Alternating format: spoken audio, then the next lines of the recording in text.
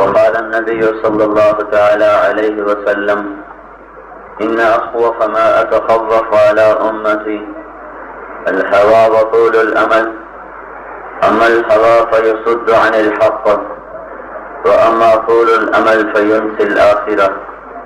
فهذه الدنيا مرتحلة ذاهبة، وهذه الآخرة مرتحلة قادمة، ولكل واحدة منهما بنون، فإن استطعتم أن لا تكونوا من بني الدنيا فافعلوا، فإنكم اليوم في دار العمل ولا حساب، وأنتم غدا في دار الحساب ولا عمل. وقال النبي صلى الله تعالى عليه وسلم إن الله بعثني كافة للناس رحمة فأدوا عني، أو كما قال.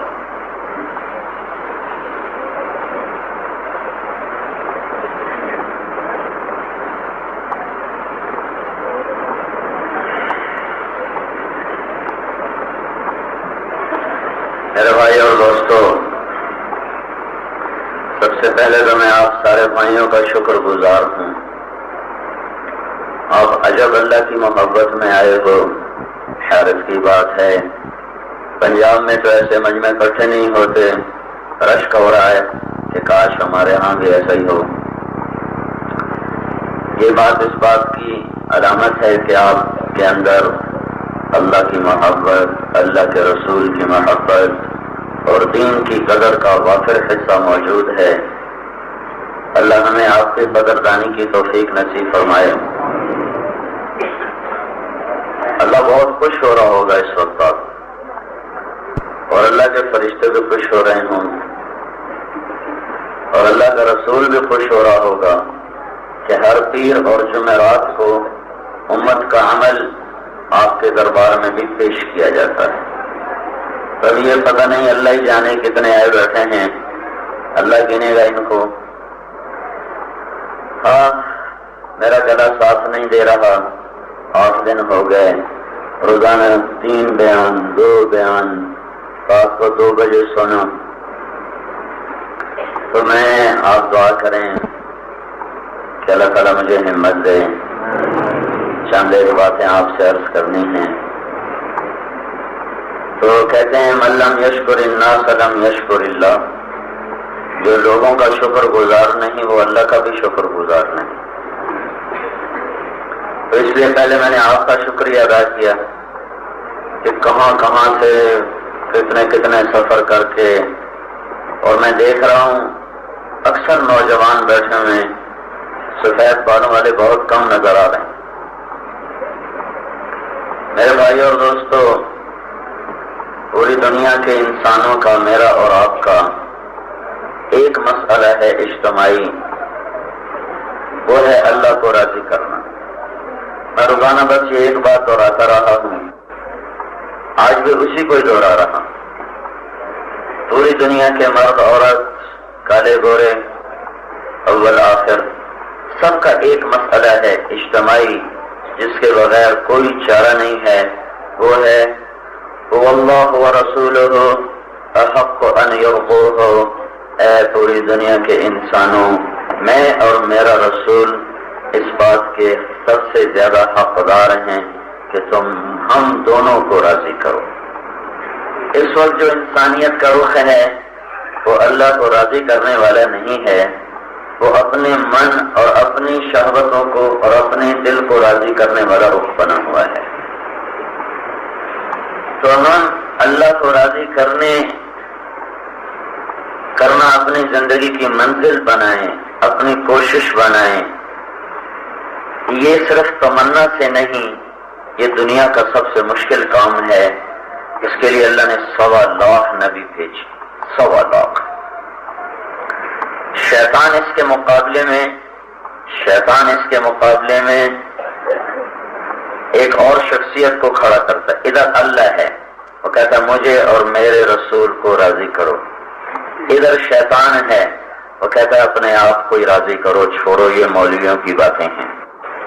یہ 2 نظریے پہلے دن سے ہیں، اور یہ دونوں طاقت سے وجود میں نہیں آتے، ایک خاص طریقے سے وجود میں آتے ہیں. اللہ میری منزل ہے، مجھے مرنے سے پہلے اللہ کو راضی کرنا ہے، اور اللہ کی رضا وہ موقوف ہے حضرت محمد صلی اللہ علیہ وسلم کی پاک زندگی پر۔ اللہ تعالیٰ کی کسی سے رشتہ داری نہیں ہے۔ فلا انصاب بینہم یومئذ ولا یتساءلون، قیامت کے دن کوئی نسب نامہ کام نہیں آئے گا۔ اللہ تعالیٰ اب راضی ہو جائے، اس کے لیے ایک قانون ہے، ایک قانون ہے، ایک قانون ہے، وہ ہے کہ میری پوری زندگی حضرت محمد صلی اللہ تعالی علیہ وسلم کے تابع ہو جائے۔ یہ پیچھے کیا شور مچا ہے بھائی؟ اب کیوں کہہ دیا؟ اتنا بڑا مجمع آ رہا ہے۔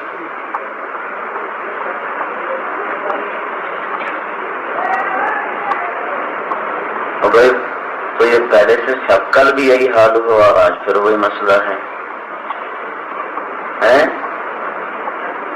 اور وہ بھائی فرما رہے ہیں کہ آواز نہیں آ رہی، اب کیا کیا جائے؟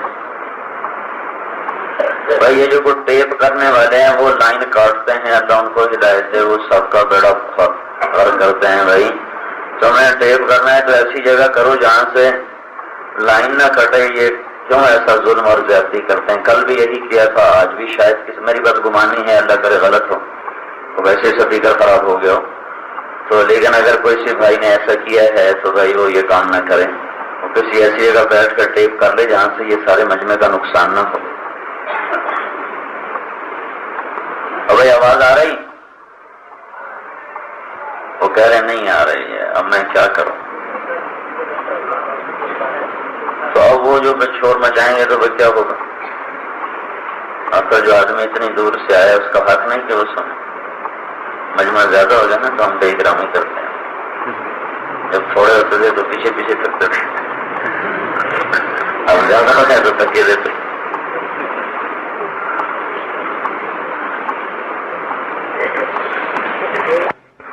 وہ قسم پورے قرآن میں سب سے خوبصورت قسم ہے۔ قرآن نے قسمیں اٹھائی ہیں اللہ تعالیٰ نے، یعنی اللہ تعالیٰ نے مختلف مقامات پر قسمیں اٹھائی۔ والعصر ان الانسان لفی خسر، یہ زمانے کی قسم۔ والضحی واللیل اذا سجا، یہ دن اور رات کی قسم۔ واللیل اذا یغشا والنہار اذا تجلی، یہ دن اور رات کی قسم۔ والشمس وضحاها والقمر اذا تلاها، یہ میں آپ کو مختلف بتا رہا ہوں۔ والفجر وليال عشر والشفع والوتر واللیل اذا یسر قل ای وربی انہ لحق، یہ قرآن نے مختلف قسمیں اٹھائی ہیں۔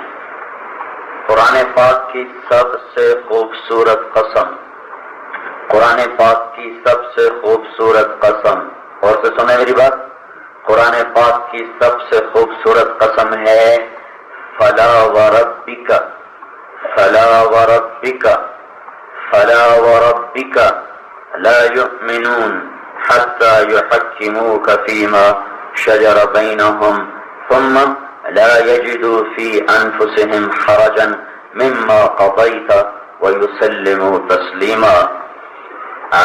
اللہ کہتا ہے اے میرے حبیب مجھے تیرے رب کی قسم، میں اس کا مزہ تو لے سکتا ہوں، ترجمہ نہیں کر سکتا۔ اے میرے حبیب مجھے تیرے رب کی قسم، کوئی اور ہے یا خود ہے؟ تو یہ قسم کیسے اٹھا رہا ہے؟ اے میرے محبوب مجھے تیرے رب کی قسم۔ یہ سب سے حسین اور سب سے خوبصورت قسم، اس میں اللہ تعالیٰ نے اپنی محبت کو ایسا بیان کیا ہے کہ جو کسی اور زبان میں بیان نہیں ہو سکتا۔ اور کہا کیا ہے کہ اے میرے حبیب کوئٹے والوں کو کہو، کوئٹے والوں کو کہو کہ وہ کہہ رہا ہے مجھے تیرے رب کی قسم جب تک تم میرے نبی کے غلام نہ بنو گے میں تمہارا کبھی نہیں بن سکتا، میں تمہارا ایمان کبھی قبول نہیں کر سکتا۔ فلا وربک، بس میں تیرا ہی رب ہوں، میں اور کسی کا نہیں ہوں۔ اس میں اتنی محبت کا اظہار ہے، کوئی اللہ تعالیٰ کی معرفت والا بتائے تو بتائے، میں تو آنکھوں سے دیکھتا ہوں دل سے اندھا ہوں۔ تو اے میرے حبیب میں صرف تیرا ہوں کسی کا نہیں، میں تیرا رب ہوں کسی کا نہیں، میں تیرا ہوں اور تو میرا ہے۔ کوئٹے والوں کو کہہ دو اگر وہ یہ چاہتے ہیں کہ ان کا بھی بن جاؤں، ان کو بھی اپنا بنا لوں، ان کو بھی اپنی رحمت کی چھاؤں میں لے لوں، ان پر بھی اپنی ربوبیت کا سایہ کر دوں، انہیں بھی اپنی رحمت کے لیے ان کے لیے رحمت کے دروازے کھولوں، تو انہیں کہو وہ بلوچ نہ رہیں، وہ پٹھان نہ رہیں، وہ پنجابی نہ رہیں، وہ سندھی نہ رہیں، وہ برونی نہ رہیں، وہ مکرانی نہ رہیں، وہ گلگتی چترالی نہ رہیں، وہ عربی اور ایرانی نہ رہیں، وہ محمدی بن کے دکھا دیں، بس میں ان کا بن جاؤں گا۔ فلا وربک، فلا وربک، مجھے تیرے رب کی قسم، واہ واہ، لا یؤمنون، کہہ دو ساری دنیا کے انسانوں کو، پڑھتے رہو کلمے، مجھے تمہارا ایمان قبول نہیں ہے، حتی یحکموک فیما شجر بینہم، جب تک تیرے فیصلوں پر سر نہ جھکا دیں، جب تک تیرے فیصلوں پر سر نہ جھکا دیں، جب تک تیری منشا میں ڈھل نہ جائیں، اس وقت تک میرے ہاں قابل قبول نہیں ہے۔ یہ اللہ کو راضی کرنا منزل ہے، منزل ہے۔ ہم اللہ کو راضی کرنے کے لیے ہی دنیا، وما خلقت الجن والانس الا لیعبدون، میں نے تمہیں پیدا کیا ہے میری عبادت کرو، تو اس کا آخری نتیجہ کیا ہے کہ میں راضی ہو جاؤں گا۔ اس کے ساتھ ایک حدیث جوڑو، انی اذا اطعت رضیت، میں نے تمہیں عبادت کے لیے پیدا کیا، جب تم میری عبادت کرو گے میں تم سے راضی ہو جاؤں گا۔ وَإِذَا رَضِيتُ بَارَكْتُ، میں راضی ہوں گا تو برکت دیں گا، وَلَيْسَ لِبَرَكَتِي نِهَایَةٌ، اور میری برکت کی کوئی حد نہ ہوگی۔ وَإِنِّي إِذَا عُصِيتُ، تم میری نہیں مانو گے، غضبت، میں غصے میں آؤں گا، وَإِذَا غضبت، جب میں غصے میں آؤں گا، لعنت، میں پھر تم پہ لعنت برساؤں گا، وَإِنَّ اللَّعْنَةَ مِنِّي تبلغ السابع من الولد، پھر میری لعنت 7 پشتوں تک چلتی چلی جائے گی۔ میرے بھائیوں، اس وقت ہمارا قبلہ بدلا ہوا ہے، قبلہ اللہ راضی کرنا ہے، مجھے اللہ کو راضی کرنا ہے، مجھے اللہ کو راضی کرنا ہے، یہ دل کی اندر کی پکار نہیں۔ جب یہ پکار نہیں ہے تو اللہ کن چیزوں سے راضی ہوتا ہے، اس کی دوڑ بھی کوئی نہیں ہے۔ اس وقت کی ساری طاقت اس پر لگی ہوئی ہے کہ مجھے پیسہ کمانا ہے، مجھے پیسہ بنانا ہے، پیسہ آئے گا پھر میں یہ کروں گا، گاڑی، بنگلے، مکان، سیاست، زراعت، حکومت، تجارت، 5 اسٹار ہوٹل اور پھر میوزیکل نائٹس، میں یہ سارا کچھ تب کروں گا جب پیسہ آئے گا۔ تو ساری دنیا کے انسانوں کی دوڑ ہے پیسہ کماؤ، پیسہ کماؤ۔ اس دوڑ کی دعوت شیطان نے دی اور اس نے اس پر جان لگائی، اس کی دعوت چل گئی۔ ادھر اللہ کا فرمان ہے، واللہ ورسولہ احق ان یرضوہ، میں اور میرا رسول اس کے قابل ہیں کہ ہمیں راضی کرو۔ یہ ایک بات ہوگی۔ دوسری بات یہ ہے کہ انسان کو ڈنڈے سے نہیں چلایا جاتا، سمجھا کے چلایا جاتا ہے، طاقت سے نہیں چلایا جاتا، سمجھا کے چلایا جاتا ہے۔ باطل کے پھیلنے کے لیے بھی تلوار سبب نہیں ہے، اور حق کے پھیلنے کے لیے بھی تلوار سبب نہیں ہے۔ باطل کے پھیلنے کا راستہ اور حق کے پھیلنے کا راستہ ایک ہے، ایک ہے، گھبرانا نہیں ہے، بتاؤں گا تو پھر تمہیں پریشانی دور ہو جاؤ۔ حق کے پھیلنے کا راستہ بھی دعوت ہے اور باطل کے پھیلنے کا راستہ بھی دعوت ہے۔ نہ کسی کو تلوار سے زنا کروایا جا سکتا ہے اور نہ کسی کو تلوار سے نماز پڑھائی جا سکتی ہے، نہ کسی کو تلوار سے پتھر کے آگے جھکایا جا سکتا ہے، نہ کسی کو تلوار کے ذریعے سے حافظ قرآن بنایا جا سکتا ہے۔ یہ دونوں چیزیں اس سے نہیں چلتی، ان دونوں کے لیے ذہن بنایا جاتا ہے۔ ذہن، انسان جانور نہیں ہے، انسان ہے، یہ عقل رکھتا ہے، یہ سوچ رکھتا ہے، پھر اس سوچ پر یہ فیصلے کرتا ہے۔ سوچ اس کی بدلتی ہے جیسا اس کو ماحول ملتا ہے، جیسی یہ محنت کرتا ہے ویسے اس کا مزاج بنتا ہے، ویسے اس کے انداز بنتے ہیں، پھر اس پر یہ خود چلتا ہے، پھر اسے چلانا نہیں پڑتا، یہ خود چلتا ہے۔ جس دن آدم علیہ السلام اترے اسی دن شیطان اترا۔ آدم علیہ السلام نے اپنی بات چلائی، شیطان نے اپنی بات چلائی۔ شیطان کی دعوت پہ قابیل تیار ہوا، آدم علیہ السلام کی دعوت پہ حابیل تیار ہوا، قابیل نے حابیل کو قتل کیا۔ یہ شیطان کی دعوت کا ثمرہ ہے۔ اس نے آ کر قابیل کو گردن سے نہیں پکڑا تھا، مارہا بیل کو ورنہ میں تیری گردن اڑا دوں گا. اس نے اس پر محنت کی، اس کو دعوت دی، اس کا ذہن بنایا.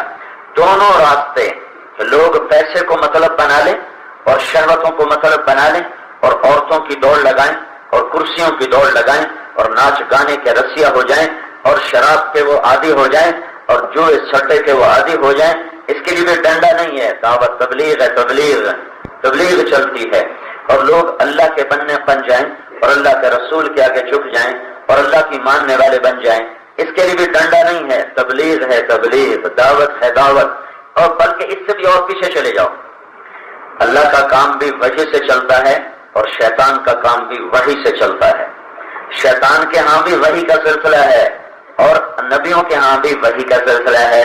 اب قرآن کی سنو، وَكَذَلِكَ جَعَلْنَا لِكُلِّ نَبِيٍّ عَدُوًّا شَيَاطِينَ الْإِنسِ وَالْجِنِّ يُوحِي بَعْضُهُمْ إِلَى بَعْضٍ زُخْرُفَ الْقَوْلِ غُرُورًا. میرا اللہ کہہ رہا ہے یہ جو ہے نا، میں نے ہر نبی کے کچھ دشمن بنائے ہیں انسانوں میں سے اور شیطانوں میں سے، وہ آپس میں وحی کے ذریعے سے تعلق رکھتے ہیں اور ان کا آپس کا جو رابطہ ہے اور پیغام ہے وہ وحی، یوحی، وحی. البتہ معنی کا فرق ہے، لفظ ایک استعمال ہو رہا ہے اس لیے بتا رہا ہوں. یوحی، شیطان بھی وحی بھیجتا ہے، لیکن وہ وحی کون سی ہے؟ زخرف القول غرورا، جھوٹ، فریب، فراڈ. اور اللہ کا کام بھی وحی سے چلتا ہے. انا اوحینا الیک، اے میرے حبیب میں نے تیرے پر وحی اتاری. کما اوحینا الی نوح والنبیین من بعدہ، اے میرے نبی میں نے نوح سے لے کر تجھ تک، تجھ سے لے کر نوح تک سب پر وحی کو اتارا. وَإِنَّ الشَّيَاطِينَ لَيُوحُونَ إِلَىٰ أَوْلِيَائِهِمْ. یوحی، یوحون ایک ہی لفظ ہے. شیطان بھی وحی اتارتا ہے اور اس وحی کو لے جانے والے اس کے شیطان ہیں. ہر جگہ تو ابلیس نہیں نہ جاتا، ہر جگہ ابلیس ہو جاتا ہے، وہ تو مکے میں رہتا ہے. ہمارے لیے چھوٹے چھوٹے شیطان کافی ہیں جو ہمیں پکڑ کے لیے کرتے ہیں. وہ اتنا فارغ نہیں ہے کہ ہمیں پکڑنے آیا، وہ ادھر مکے میں ہی ہوتا ہے. تو ان کا سلسلہ چلتا ہے وہی. لیوحون الی اولیاء یوحی بعضهم. ہاں اب یہ فرق آئے گا. انا اوحینا الیک، ہم نے تیرے پر وحی اتاری اور سارے نبیوں پر وحی اتاری. لیکن دونوں کی وحی میں فرق کیا ہے؟ شیطان کی وحی ہے زخرف القول غرورا، بڑی خوبصورت لیکن اندر سے دھوکا، بڑا حسین اندر سے دھوکا، بڑے حسین و جمیل اندر میں فراڈ، اندر میں جھوٹ، اندر میں سیاہی ہے. اور جو اللہ کی وحی ہے وہ کیسی ہوتی ہے؟ وَبِالْحَقِّ أَنزَلْنَاهُ وَبِالْحَقِّ نَزَلَ. تیرے رب نے اسے حق کے ساتھ اتارا اور یہ حق کے ساتھ اتری ہے. تو اب دونوں وحیوں کا فرق سامنے آ گیا. ایک وحی حق ہے اور ایک وحی باطل اور جھوٹ ہے. اب یہ وحی کو جو آگے چلانے کا سلسلہ ہے یہ بادشاہوں سے نہیں، یہ دعوت دینے والوں سے ہے. دونوں طرح کے دائی دنیا میں رہیں گے، کچھ باطل کی دعوت دیں گے اور کچھ حق کی دعوت دیں گے. باطل والے اخلاص سے دعوت دیں گے، قربانی کریں گے، لوگ باطل پہ چلنے والے بن جائیں گے. حق والے حق کی دعوت دیں گے، اخلاص سے دیں گے اور اتحاد اور دلوں کے جوڑ کے ساتھ دیں گے تو اللہ تعالیٰ ان کی بات کو چلا دے گا. اگر یہ حق پر بھی ہوئے اور دعوت بھی حق ہوئی اور ان کے دل پھٹ گئے پھر بھی اللہ باطل کی دعوت کو ان پہ غالب کر دے گا اور ان کی دعوت حق ہو کر بھی اوپر کی قبولیت کا فیصلہ کروا دے، زمین میں کوئی نتیجہ ظاہر نہ کروا سکے گی. میری بات غور سے سننا. دنیا میں کفر کے پھیلنے کا ذریعہ بھی دعوت ہے اور حق کے پھیلنے کا ذریعہ بھی دعوت ہے. آگے جب دعوت وجود میں آ جاتی ہے پھر حکومت بھی نفع دیتی ہے، طاقت بھی نفع دیتی ہے، پیسہ بھی نفع دیتا ہے، تدبیر بھی نفع دیتی. دعوت ہی کوئی نہ ہو تو پھر حکومت نفع نہیں دیتی. جب حق کی دعوت وجود میں آ جاتی ہے تو پھر اس کے ساتھ صدیق کا مال نے بھی نفع دیا، ابو بکر کی اور عمر کی شجاعت نے نفع دیا اور علی کی تلوار نے نفع دیا اور خالد کے سیف اللہ ہونے نے نفع دیا اور ان کی تدبر اور عبداللہ بن مسعود کے تدبر نے نفع دیا. یہ کب؟ جب پہلے چیز تو ہو بھئی یہ جسم موجود ہے اور تبھی تو باقی چیزیں کے ساتھ ہیں. اب جسم تو ہے نہیں تو ہوا میں خاکہ کھڑا کرو گے، ٹھیک ہے. شیطان بھی چلتا ہے داعی بن کر، اور انبیاء بھی چلتے ہیں داعی بن کر۔ شیطان کیسے دعوت دیتا ہے وہ بھی اللہ نے بتایا، نبی کیسے دعوت دیتے ہیں وہ بھی اللہ نے بتایا۔ شیطان کی دعوت وہ کہے گا قیامت کے دن جب لوگ اس کو پکڑیں گے نا، تیرا بیڑا غرق ہو جائے، تو نے شراب پلائی، تو نے زنا کرایا، تو نے پتھر کی پوجا کرائی، تو نے ماں کی نافرمانی کرائی، تو نے باپ کی نافرمانی کرائی، وہ کہے گا ما کان لی علیکم من سلطان، کبھی میں نے تمہیں ہاتھ سے پکڑ کے کروایا تھا؟ میں نے کیا کیا تھا؟ الا ان دعوتکم، میں نے تو دعوت دی تھی، سنیں میری بات، الا ان دعوتکم، میں نے تو تمہیں تبلیغ کی تھی، تم نے میری تبلیغ پہ اپنی تشکیل کروا لی، چلا لکھا دیا۔ اب نبی کی طرف آؤ، میں دونوں چیزیں ساتھ ساتھ آپ کو بتاتا جاؤں۔ یہ شیطان کہہ رہا ہے الا ان دعوتکم، اب نبیوں کے صفحے پر آؤ تو پہلا نبی نوح علیہ السلام ہے، جب ساری محنت کر کے تھک گیا نا اور ہار گیا، اور نبی ہارا نہیں کرتا حوصلہ، وہ تو اللہ نے کہہ دیا تھا کہ اب کوئی نہیں دیکھی میں ایمان لائے گا، جو لا چکے بس، الا من قد آمن فلا تبتئس بما كانوا يفعلون، کہ اے نوح بس اب یہ باقی ایمان نہیں لائیں گے۔ تو پھر کہا، اب اللہ سے بات کرنی شروع کی۔ یہ بات ایسی خوبصورت ہے، اللہ سے دعا مانگی ہے، دیکھو اور قرآن نے ہمیں دعا کا طریقہ بھی بتایا کہ اللہ سے بات کیسے کرنی۔ ہم سیدھا شروع ہو جاتے ہیں، رب یا اللہ یہ کر دے، یا اللہ وہ کر دے، یا اللہ یہ بنا دے، یا اللہ وہ بنا دے، یا اللہ ادھر کر دے، یا اللہ ادھر کر دے۔ اور نوح علیہ السلام نے جب اللہ کے سامنے دعا کیا نا تو ایسے کیا جیسے ایک دکھی کسی بادشاہ کے آگے اپنی فریاد سناتا ہے، اس کی فریاد تو ہوتی ہے لمبی اور بیچ میں ضرورت ہوتی ہے تھوڑی سی، تمہید طولانی اور مقصد مختصر ہوتا ہے۔ یہی دعا کا طریقہ ہے جو اللہ تمہیں قرآن میں سکھا رہا ہے کہ اللہ کے سامنے عاجزی کرو، باتیں کرو، منتیں کرو، اللہ کے سامنے اپنی کہانیاں دوہراؤ۔ اب سنو، اب اللہ تعالیٰ نے جب 950 سال گزر گئے نا تو اب نوح علیہ السلام اللہ سے بات کرنے لگے، رب انی دعوت قومی لیلا ونہارا، رب انی دعوت قومی لیلا ونہارا، ایک لفظ آیا ہے دعوت، سمجھ گئے نا؟ شیطان نے کیا کہا تھا؟ دعوت الا ان دعوتکم فاستجبتم لی، میں نے تمہیں تبلیغ کی، تم نے اپنی تشکیل کروائی۔ ادھر نبی بھی کہہ رہا رب انی دعوت قومی لیلا ونہارا، میرے مولا میں تو دعوت دیتا رہا، دن رات دی، کوئی چلہ تین چلہ نہیں تھا، دن بھی دعوت تھی، رات بھی دعوت تھا، میرا سب کچھ دعوت پہ لگا۔ لیکن آگے اللہ کو نہیں پتا کہ نوح کے ساتھ کیا ہوا، پر سنایا کرو، فلم یزدہم دعائی الا فرارا، وہ تو بھاگتے ہی گئے۔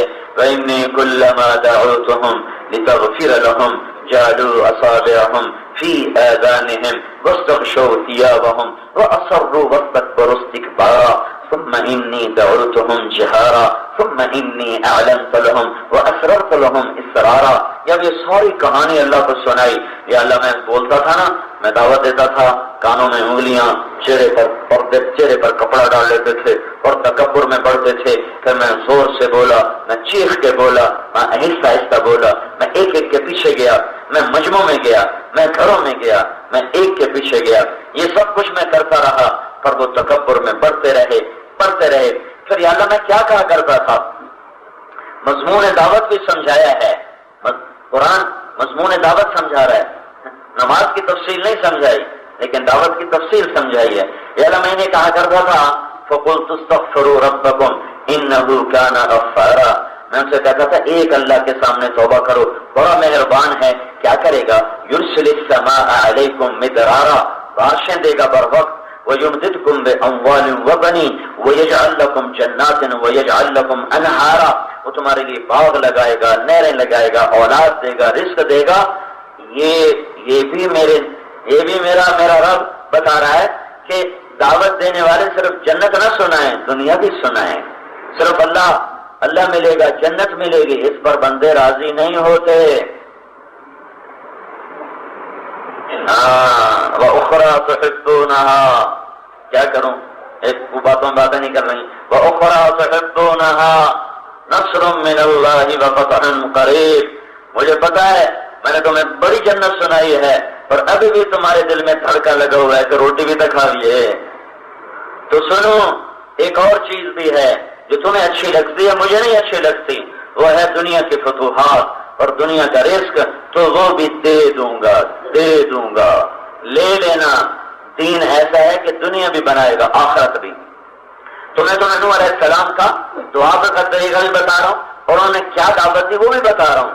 پھر اللہ کے آگے جھکو، الم تروا کیف خلق اللہ سبع سماوات طباقا، سات آسمان نہیں دیکھتے ہو؟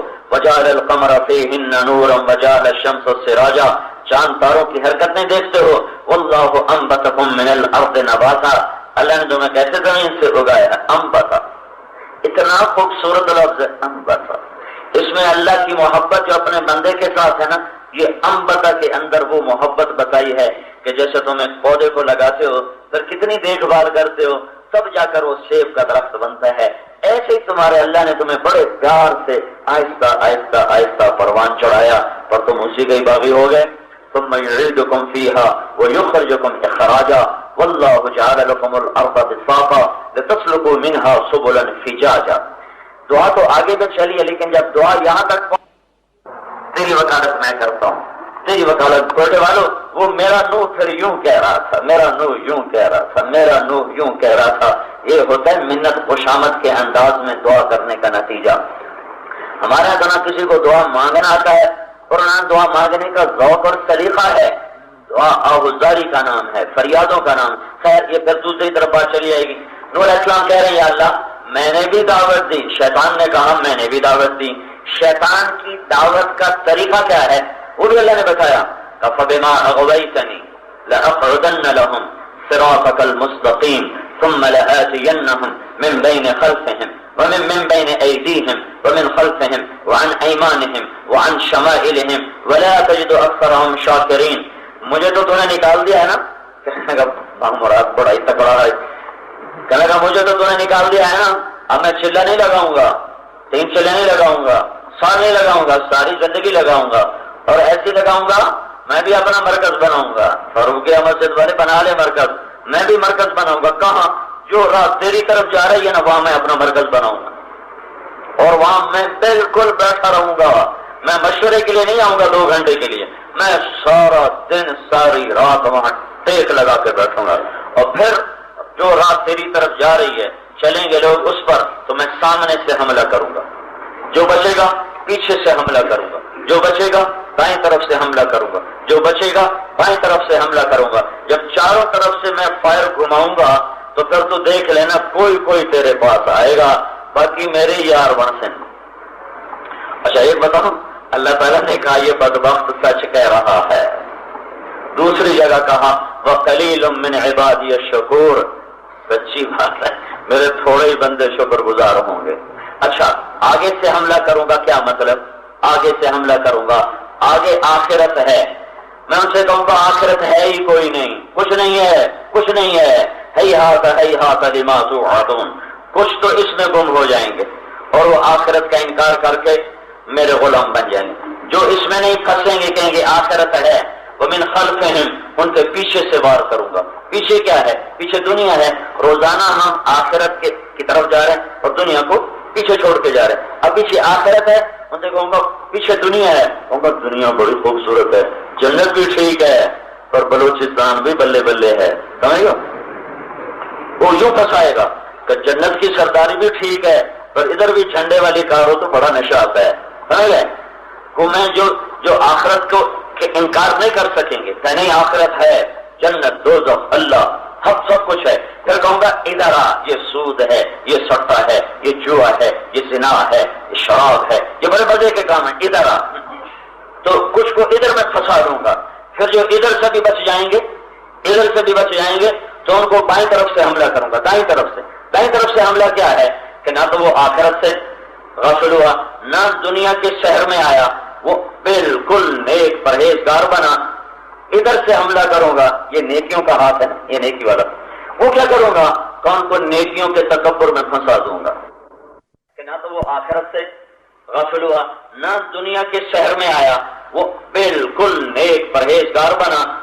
ادھر سے حملہ کروں گا، یہ نیکیوں کا ہاتھ ہے نا، یہ نیکی والا. وہ کیا کروں گا؟ کون کو نیکیوں کے تکبر میں پھنسا دوں گا اور اوروں پہ ان کی زبانیں کھول دوں گا. یہ کرتے ہیں، یہ کرتے ہیں، یہ کرتے ہیں.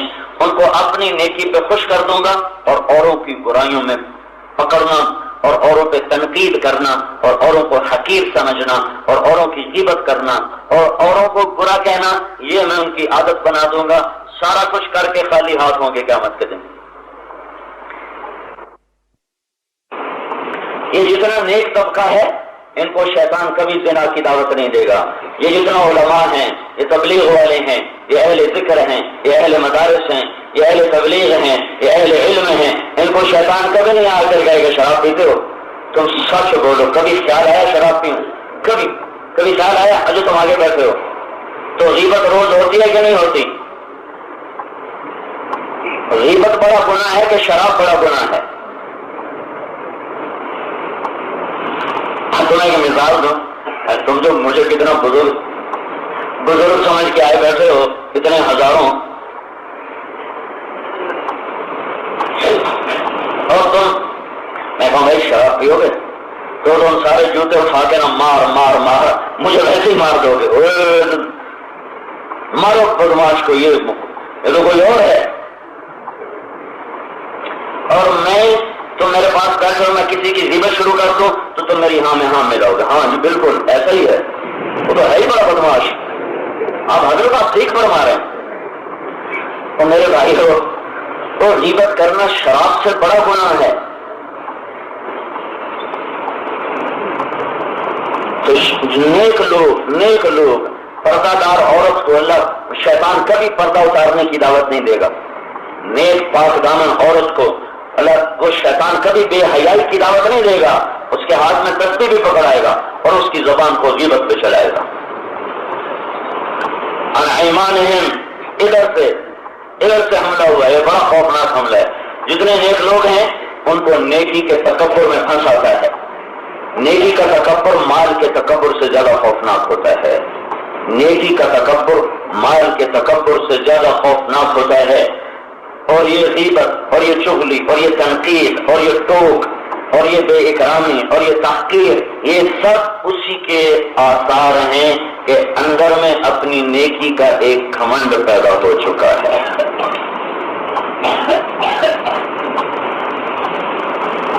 اور غیبت کہاں سے شروع کرتے ہیں؟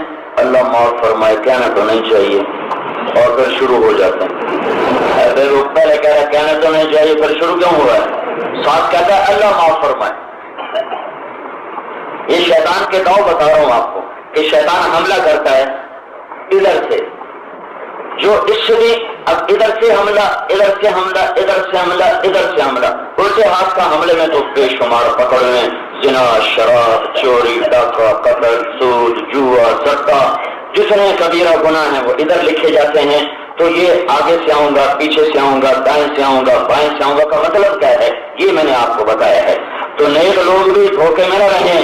شیطان نے ان کے لیے بھی بڑے خوبصورت دور رکھے ہوئے ہیں، غیبت اور عجب اور تکبر اور تحقیر اور تنقید اور ان کی لوگوں کی کمیاں تلاش کرنا، پھر اسے اچھالنا، پھر اسے بولنا. یہ نیک لوگوں کا ایک ریوڑ کا ریوڑ ہے جو اس میں گرفتار ہے.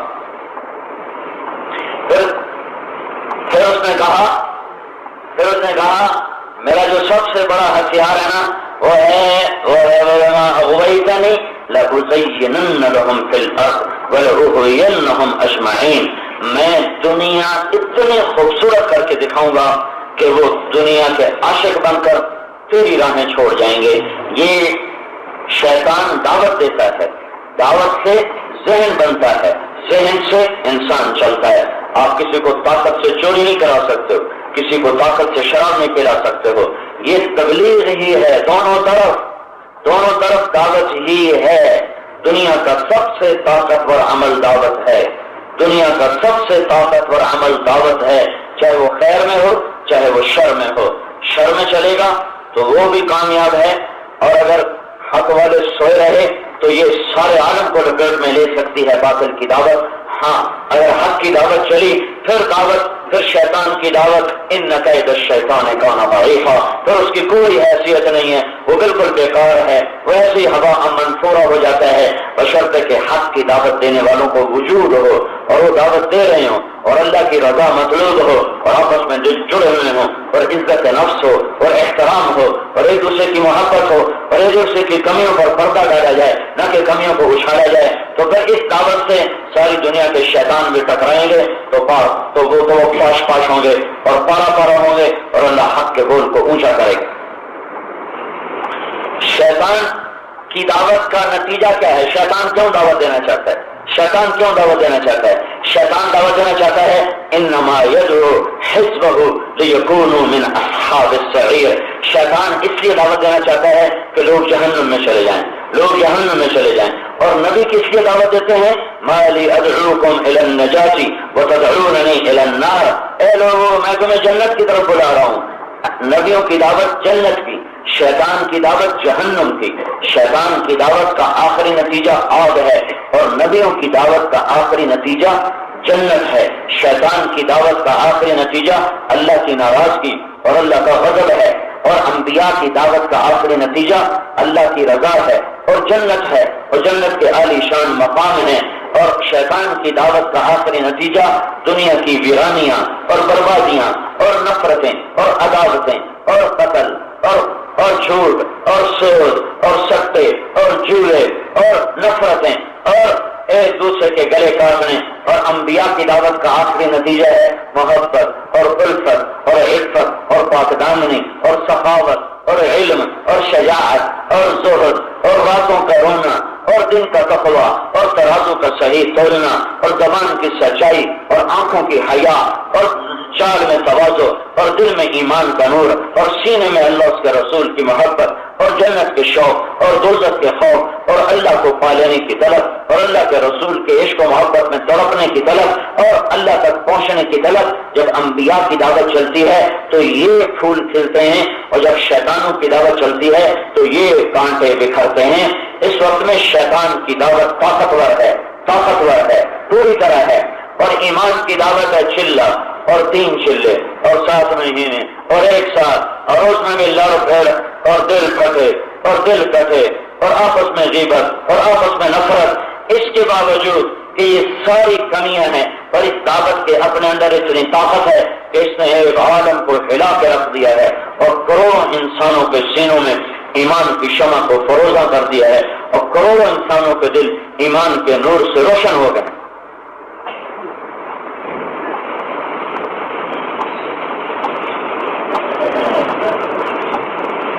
پھر اس کو حدیث پاک سے لو کہ حدیث بھی بتاتی ہے کہ حق اور باطل کا ایک ہی راستہ ہے، ایک ہی راستے سے مراد سبق، تبلیغ، دعوت۔ اور ایک بات ہے، دعوت دینے والا وہ اپنی چیز کو بیچنا چاہتا ہے، لہذا وہ اس کو بار بار خوبصورت کر کے لوگوں کے سامنے پیش کرنے کی کوشش کرتا ہے۔ وہ نئے چیزیں نہیں سامنے لاتا اور نئے مضامین نہیں سامنے لاتا۔ وہ صرف پیپسی والوں نے اپنا پیپسی کولا بیچنا ہے تو وہ روزانہ پیپسی۔ یہ علماء صاحب لگاتے رہتے ہیں، تو یہ ہوتے ہیں علمی لوگ، یہ 6 نمبر روزانہ سن کے تھک جاتے ہیں، پھر یہ 1-2 مہینے کے بعد دن گنتے ہیں، سال نہیں لگاتے، کب ختم ہوں گے۔ تبلیغ علمی محنت نہیں ہے، تبلیغ ایمان کی محنت ہے، اور ایمان کی محنت میں ایک سودا بیچنا ہے کہ دل کو اللہ پہ فدا ہونا سکھانا ہے، دل کو اللہ کے رسول کی محبت سے بھرنا ہے۔ تو بار بار انہیں کو سننے کی ضرورت ہے کہ دل کھچے۔ مضامین کی کمی نہیں ہے، لیکن تبلیغ کے کام کا موضوع کوئی علمی تفنن نہیں، علمی مشغافیاں نہیں ہے۔ تبلیغ کی محنت کا موضوع اللہ کو پا لینا، اس کی محبت کو اور اس کے تعلق کو اور اس کے رسول کی محبت کو دل میں اتار لینا ہے۔ تو وہ میں نے ایک دفعہ علماء رانا میں ہوگا تو ملتے رہتے ہیں، میں ان کو وہ اسی میں پھنسے رہتے ہیں، تو میں نے ان کو مثال دی کہ میں کہ یہ بھی بتاؤ، یہ جو پیپسی کولا والے ہیں یہ روزانہ ایک ہی اشتہار دیتے ہیں، پیپسی پیو۔ یہ نئے باتیں کیوں نہیں سناتے لوگوں کو؟ پیپسی پیو۔ اور پھر کیا ہوا کہ آج دودھ سستا ہے پیپسی مہنگی ہے لیکن ہمارے گھر کا بچہ کہتا ہے میں دودھ نہیں پیوں گا، میں پیپسی پیوں گا۔ یہ تبلیغ کا اثر ہے، یہ دعوت کا اثر ہے۔ جنید جمشید نے بتایا کہ میں نے پیپسی کولا والوں کے لیے گانا شروع کیا تو انہیں میں پہلی دفعہ 2.5 لاکھ روپیہ ملا۔ کہ میں تو انجینئر تھا، 8,000 میری تنخواہ تھی، مجھے 2.5 لاکھ ملا، میں تو ہوا میں اڑ گیا۔ پھر میری شہرت بنتی گئی، پھر میں پیسے بڑھاتا گیا۔ تو کہا جب میں نے پیپسی کو بولنا شروع کیا تو اس وقت پورے پاکستان کی مارکیٹ میں 25% پیپسی تھا اور 75% کوکا کولا تھا۔ میں نے جو پیپسی گایا تو 75% پیپسی بن گیا اور 25% کوکا کولا بن گیا۔ یہ تبلیغ ہے۔ یہ کوئی تبلیغ میں عیب نہیں کہ ایک ہی کتاب پڑھتے ہیں اور ایک ہی بات کرتے ہیں، یہ عیب نہیں، یہ تو تبلیغ کا عین مقصود ہے۔ ہم نے کون سا کوئی علمی نقطے بتانے ہیں یا اپنے علم کی دھاگ بٹھانی ہے؟ ہمیں بتانا کہ اللہ کے بنو، اللہ کے بنو، اللہ کے بنو، اللہ کے بنو۔ یہ جو صوفیاء کرام ہیں یہ کہتے ہیں ایک کونے میں بیٹھ کر 10,000 دعوت ہو، اللہ اللہ اللہ اللہ اللہ اللہ، وہ کہنے کہتے کبھی یہ پڑھ کبھی وہ کبھی یہ پڑھ کبھی وہ پڑھ۔ یہ تکرار ہے، تکرار تکرار، ایک چیز کو کہتے جاؤ وہ دل کا حال بن جائے۔ ابو نواس نے کہا تھا اجد الملامت فی ہواک لذیذۃ حبا لذکرک فلیلمن اللبم اشبہت اعدائی فصرت احبهم اذ کان حبی منک حبی منہم۔ یہ تو دنیا کا عشق بھی بار بار کسی کے کہنے سننے سے آتا ہے۔ اتنی محبوب کا ذکر سنا کہ دل اس پہ آ گیا، اور پھر ایسا آیا کہ وہ کہتا ہے کہ اب لوگ مجھے لان تان بھی کریں تو مجھے اچھا لگتا ہے، برا نہیں لگتا۔ تیرے بارے میں لان تان بھی کریں تو مجھے اچھا نہیں لگتا، مجھے برا نہیں لگتا، مجھے اچھا لگتا ہے۔ کیوں اچھا لگتا ہے؟ کہ جب وہ لعنت کرتے ہیں تب تیرا نام بھی لیتے ہیں، تیرے نام کے عشق میں لعنت بھول جاتا ہوں اور تیرے نام کی لذت کو پاتا رہتا ہوں۔ میرے بھائیو، یہ بڑا عظیم و شان تبلیغ کا کام دنیا میں اٹھا ہے۔ کرنے والے کوئی نہیں ہے، ہمارے جیسے لوگ ہیں کرنے والے، کوئی کرنے والے مل گئے جس دن اس کو تو دیکھو گے سارا عالم اس کی روشنی سے منور ہوگا اور سارے عالم کا باطل ٹوٹے گا اور سارے عالم کے انسانوں کو روشنیاں ملے گی، صراط مستقیم ملے گا۔ تو ہماری نفسانیت نے غالب آ کر اس کا حلیہ بگاڑا ہے، اس کے باوجود اتنا طاقتور ہے کہ لوگوں کا رخ ایسا پھرا ہے، گونگے اللہ کی راہوں میں نکل رہے۔ اور پچھلے مہینے فیصل آباد سے گونگی عورتوں کی سے روزہ کی جماعت نکلی، اور 2 فروری میں میرے پاس ایک رائمنڈ میں گونگا آیا، 4 سے روزے لگا چکا تھا، گونگا بھی تھا، اندھا بھی تھا۔ کیسے سمجھتا ہوگا؟ میں تو اسی سوچ میں گم رہا کہ یہ سمجھتا کیسے ہوگا؟ گونگا تو دیکھ کے اشارے کرتا ہے، یہ تو دیکھتا بھی کوئی نہیں ہے۔ تو پھر میں نے اس کے ترجمان کو دیکھا، اس کو ہاتھ پکڑ کے کچھ اشارے کرتا تھا، اس کا کبھی یوں ہاتھ، کبھی ایسے کبھی ایسے کبھی ایسے، تو پھر وہ سمجھ کر آگے پھر وہ بھی اس کا اشاروں سے اس کا جواب دیتا تھا۔ یہ دعوت وہ کام ہے جس نے گونگے پہلے اور اندھوں کو بھی اللہ کے کام پہ کھڑا کر دیا ہے۔ تو یہ قرآن پاک سے میں نے آپ کو دونوں موازنہ کر کے بتایا ہے کہ حق کے پھیلنے کے لیے بھی دعوت ہی سبب ہے اور باطل کے پھیلنے کی بھی دعوت ہی سبب ہے، اور حق کے پھیلنے کا انداز بھی لوگوں کے پیچھے پھرنا ہے اور باطل کے پھیلنے کا انداز بھی لوگوں کے پیچھے پھرنا ہے۔ بن جاتا ہے، پھر لوگ خریدار ہوتے ہیں، پھر اپنے آپ بات چلتی ہے، پھر اپنے آپ آگے نظام چلتا ہے، لیکن پہلے دعوت دینی پڑتی ہے۔ تو اب حدیث کے پاس دیکھو تو اللہ کے نبی نے کہا ان ھذا الخیر خزائن، یہ میرا رزق، یہ میرا دین، یہ میرا دین، یہ لامحدود خزانوں کا نام ہے۔ لتلک الخزائن مفاتیح، ان خزانوں کی چابیاں ہیں۔ فطوبی لعبد جعلہ اللہ مفتاحا للخیر ومغلاقا للشر، مبارک ہو اس بندے کو جو خیر، جو دین کے لیے چابی بنا اور شر کے لیے تالا بنا۔ تالا اور چابی کی تشبیہ دی ہے خیر کے لیے، اور اس کا الٹ دیکھو وویل لعبد، اور برباد ہو گیا وہ جعلہ اللہ مفتاحا للشر ومغلاقا للخیر، اور برباد ہو گیا وہ شخص جو شر کے لیے چابی بن گیا، شر کے لیے چابی بن گیا اور خیر کے لیے تالا بن گیا۔ ادھر بھی چابی اور تالا اور ادھر بھی چابی اور تالا، چابی اور تالا خیر میں اور چابی اور تالا شر میں ایک جیسے لفظ استعمال ہوئے ہیں۔ خیر کے لیے چابی مبارک ہو، شر کے لیے چابی برباد ہو گیا۔ شر کے لیے تالا مبارک ہو، خیر کے لیے تالا برباد ہو گیا، ایک جیسے لفظ اللہ کے نبی نے بھی استعمال کر کے یہ آپ کو بتایا ہے کہ یہ دین ہوگا تو پھر حکومت نفع دے گی، دین ہوگا تو تلوار نفع دے گی، دین ہوگا تو سخاوت نفع دے گی، دین ہوگا تو پیسہ نفع دے گی۔ جب دین ہی کوئی نہ رہا تو اب اس کو لائیں کیسے؟ پہلے دین تو وجود میں آئے، دین کے وجود میں آنے کے لیے ایک ہی سبب ہے، وہ دعوت اللہ ہے۔ جب دین قائم ہو جائے پھر اس کو باقی رکھنے کے لیے دین کی بے شمار شکلیں ہیں، وہ سب دین کے کام ہیں۔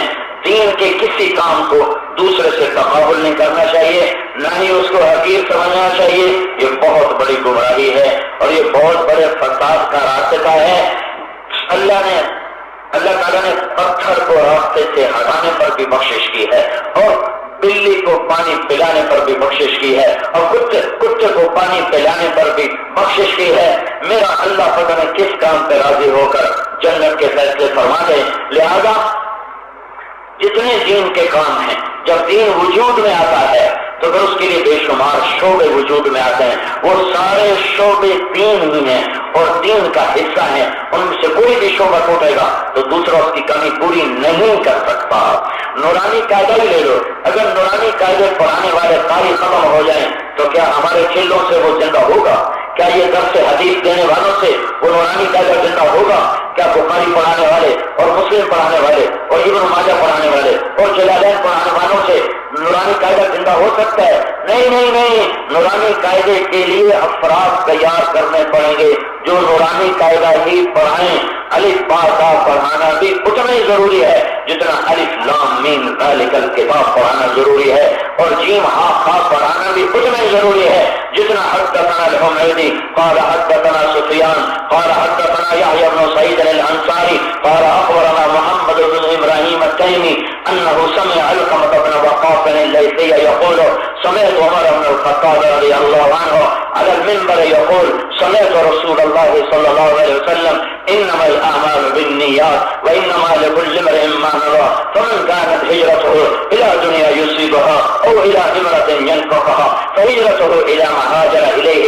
یہ میں نے بخاری شریف کی پہلی روایت پوری سند کے ساتھ آپ کو سنائی ہے۔ جتنا اس کے سامنے بیٹھنے والا کہتا ہے میں بہت بڑا کام کر رہا ہوں، میرے رب کی عزت کی قسم الف با تا پڑھانے والا بھی اتنا ہی عظیم الشان کام کر رہا ہے۔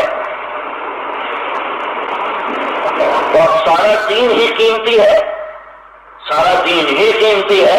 ہاں فرائض کا درجہ اور ہے، فرض عین کا درجہ اور ہے، اور فرض کفایہ کا درجہ اور ہے، واجب اس سے نیچے ہے، سنت موقدہ اس سے نیچے ہے، پھر سنت غیر موقدہ اس سے نیچے ہے، پھر مستحب اس سے نیچے ہے، پھر نفل سب سے نیچے ہے۔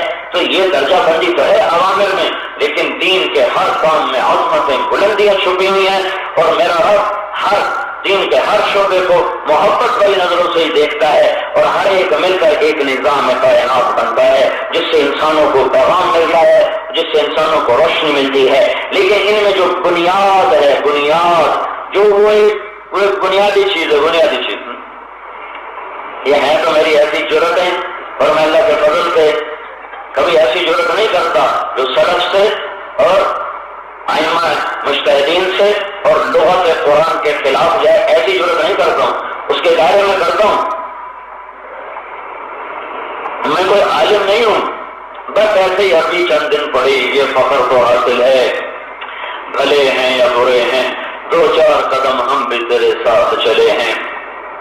وَكَذَلِكَ جَعَلْنَاكُمْ أُمَّةً وَسَطًا لِتَكُونُوا شُهَدَاءَ عَلَى النَّاسِ وَيَكُونَ الرَّسُولُ عَلَيْكُمْ شَهِيدًا۔ اس کا تفاسیر میں ترجمہ ہے ہم نے تمہیں امت وسط بنایا، وسط درمیان میں، معتدل امت، اعتدال والی امت، نہ یہودیوں جیسے احکام ہیں اس میں اور نہ عیسائیوں جیسے احکام ہیں اس میں، شدت کے، سختی کے، انتہا کے، افراط کے، تفریط کے۔ وَكَذَلِكَ جَعَلْنَاكُمْ أُمَّةً وَسَطًا، ہم نے تمہیں درمیان کی امت بنایا ہے، درمیان کی امت بنایا ہے، اور تمہارے اندر اعتدال ہے ہر چیز میں اعتدال ہے، ہر چیز میں کوئی کمی نہیں، کوئی زیادتی نہیں۔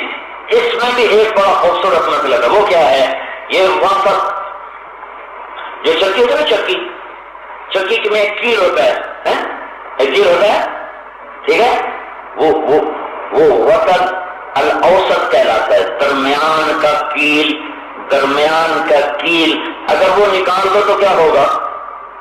چکی کا اوپر کا پارٹ نیچے بنائے گا نا، اب چلے گی؟ اب تو چلی نہیں سکتی ہے۔ تو میرا اللہ کہہ رہا ہے کہ تم اے امت محمد، زمین اور آسمان چکی کے دو پارٹ ہیں اور تم بیچ میں ہو کیل کی طرح، تم نکلو گے نا تو یہ کائنات آپس میں ٹکرا کے ختم ہو جائے گی۔ تمہاری تو پھیل کائنات کھڑی ہوئی ہے، تمہاری تو پھیل کائنات کھڑی ہوئی ہے۔ ایک دوسرا، تم رہے تو صحیح پر ٹیڑھے ہو گئے، اب چکی چلے گی تو صحیح پر دانے بھی نکلے گا، آٹا بھی نکلے گا اور روڈ بھی نکلے گا ساتھ۔ یہ کا مطلب ہے کہ اگر تم رہے تو صحیح اور ہو گئے ٹیڑھے تو ساری کائنات میں فساد پھیل جائے گا، ساری دنیا آگ بن جائے گی، بتی بن جائے گی۔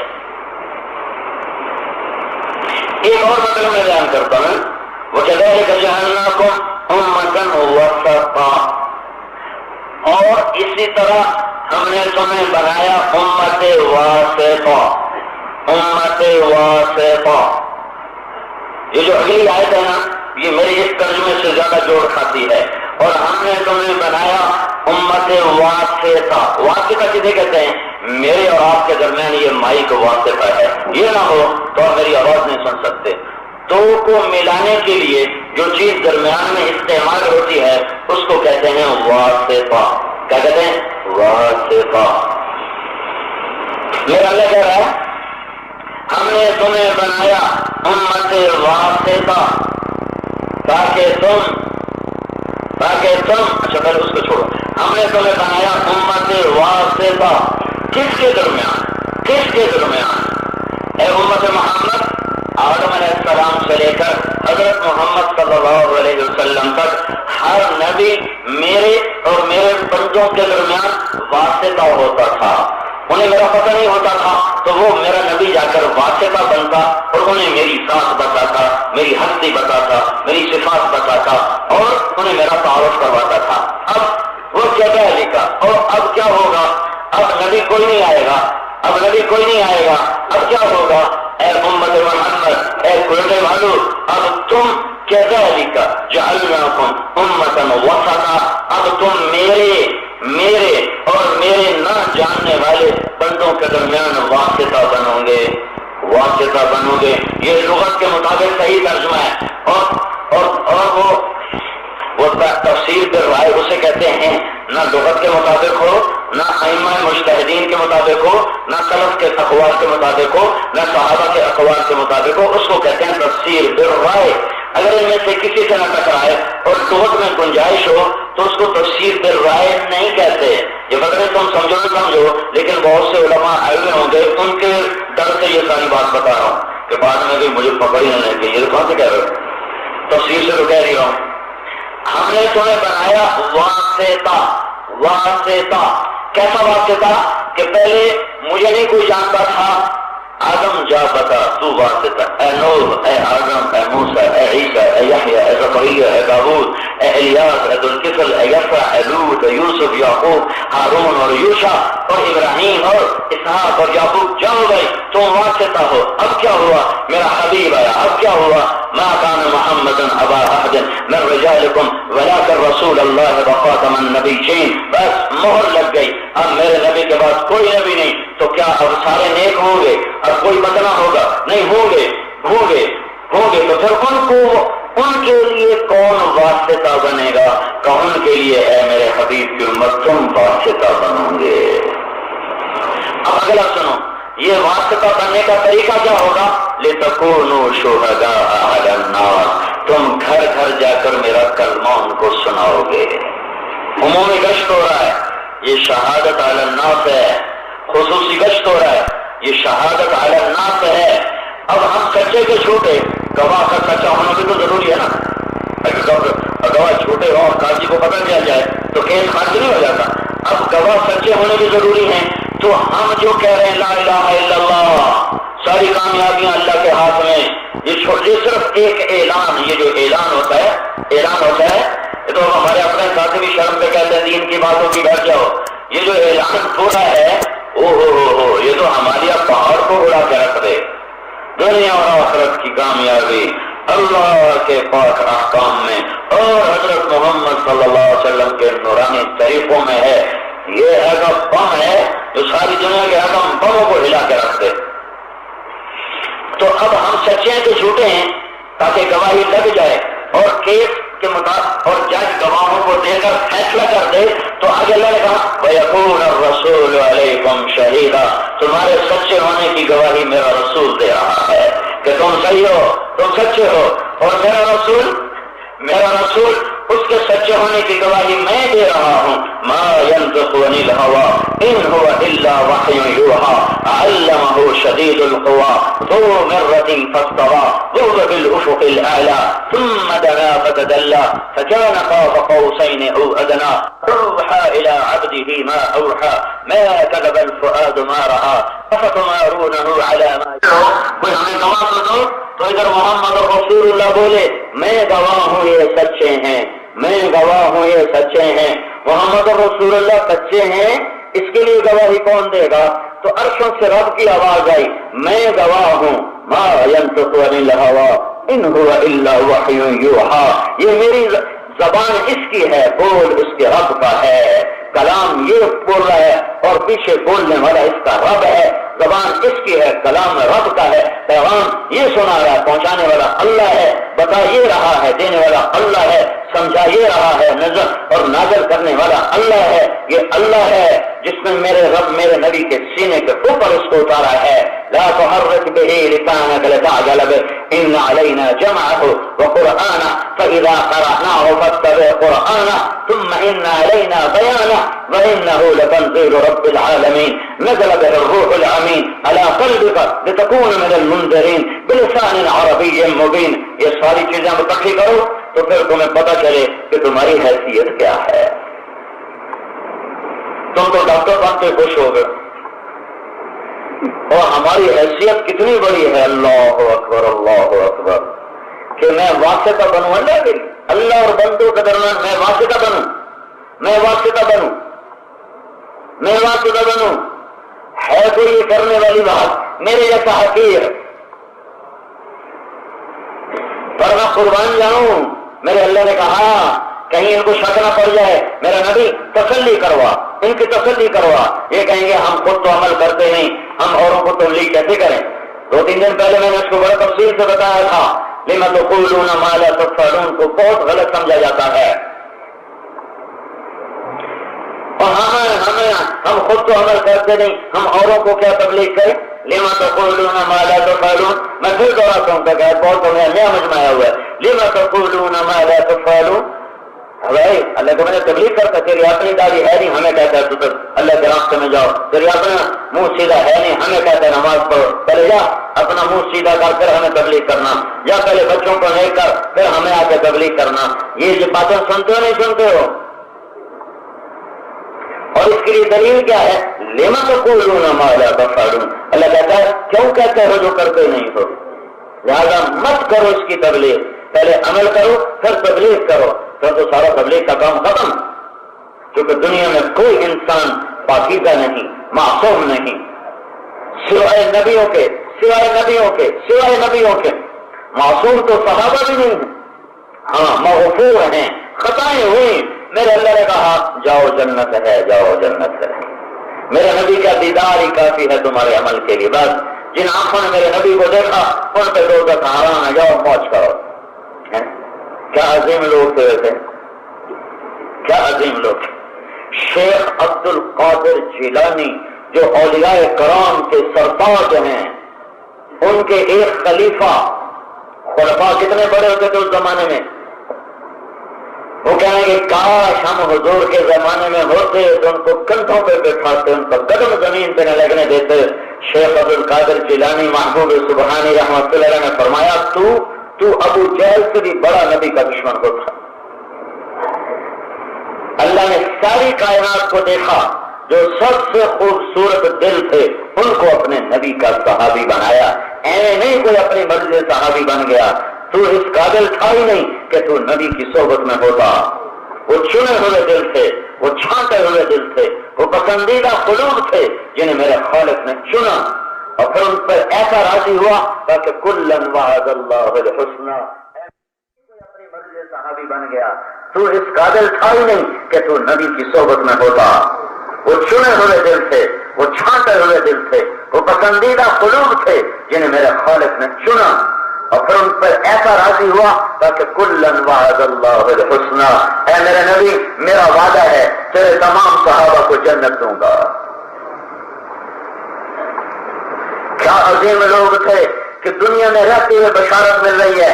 10 آدمی سنو, آپ مجلس میں تشریف فرما ہے, مسجد بھری ہوئی ہے, اور آپ نے کہا سنو, ابو بکر جنتی ہے, عمر جنتی ہے, عثمان جنتی ہے, علی جنتی ہے, طلحہ جنتی ہے, زبیر جنتی ہے, اور سعد جنتی ہے, عبد الرحمن جنتی ہے, ابو عبیدہ جنتی ہے, سعید بن زید جنتی ہے. یہ 10 میں ان سے راضی ہوں, اللہ بھی ان سے راضی ہے. یہ جنتی لوگ ہیں. اگر تم ان میں 10 میں سے کسی ایک کے بارے میں بھی دل میں بغض لے کے مر گئے تو اللہ تمہیں منہ کے بل جہنم کی آگ میں گرائے گا. کیا عظیم انسان تھے. کہا جو جنتی عورت سے شادی کرنا چاہے ام ایمن سے کر لے. سبحان, ام ایمن حبشی عورت ہے. بلال, ابھی کیا بات ہے, اللہ کا بندہ, میں جب جنت میں جاتا ہوں میرے قدموں کی آواز آگے آگے ہوتی ہے. کیسے لوگ تھے بھائی, کیا عجب لوگ تھے کہ زندگی میں رہتے ہوئے جنت کی بشارتیں. یہ صرف دیدار نبی تھا, دیدار نبی تھا, دیدار نبی تھا. اللہ نے ایسے نہیں صحابی چن کے رکھ دیے, چنا ساری کائنات میں سے, اور انہوں نے اپنے حبیب کا ساتھی بنایا. معصوم نہیں تھے, خطائیں ہوئیں, اور ایسے عالی مقام پر تھے کہ اللہ نے کہا معاف, جاؤ جنت. اور اللہ کے دربار میں صادقیت, جو پہلے دین کے کام میں لگے ہوں, جو ان کی خطاؤں کو چھیڑے گا نا, اس کے ایمان کا بھی خطرہ ہے. وہ پورے انسان تو نہیں نا, کامل تو نہیں ہے, کامل تو نہیں ہے, کامل تو نہیں ہے, کامل تو نہیں ہے. اسامہ بن زید رضی اللہ تعالیٰ عنہ حضور صلی اللہ علیہ وسلم کے ساتھ سوار تھے حج میں. ان کو آنے میں دیر ہو گئی, استنجے کا تقاضا, لوگ سارے کھڑے حج والے, اور وہ دیر ہو گئی. وہ آئے, اونٹنے پہ سوار ہوئے تو لوگوں نے دیکھا وہ کالے حبشی تھے. تو یمن کے لوگوں نے کہا اس کالی کی وجہ سے ہم سب کو روکے رکھا. اللہ کے نبی کے انتقال کے بعد جتنوں نے یہ بول بولا تھا سارے مرتد ہو گئے تھے. اللہ نے ایمانی طلب کر لیا تھا. اللہ کے ہاں پرانا ہونا بڑا حکم رکھتا ہے. نیا نیا گرم گرم خون تبلیغ میں ہے, وہ اپنے بڑوں کا احترام نہیں کرتے, خطرے میں ہیں.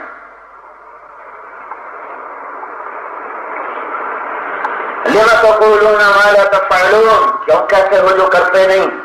لہذا میں نماز نہیں پڑھتا, میں نماز کی تبلیغ ہی نہیں کروں گا.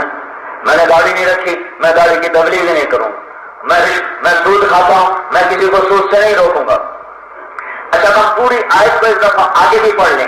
کبر مقتا عند اللہ ان تقولوا ما لا تفعلون, بڑا کبیرہ گناہ ہے, بڑا کبیرہ گناہ ہے کہ تم وہ کہو جو کرتے نہیں, تم وہ کہو جو کرتے نہیں.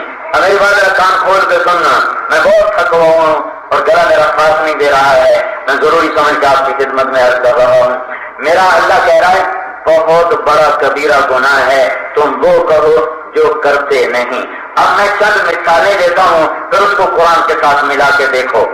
ایک ان پڑھ باپ کہتا ہے بیٹا تو جا قرآن پڑھ لے, اس کو سورۃ فاتحہ بھی نہیں آتی, تو یہ کبیرہ گناہ ہوا ہے, یہ کبیرہ گناہ ہوا ہے.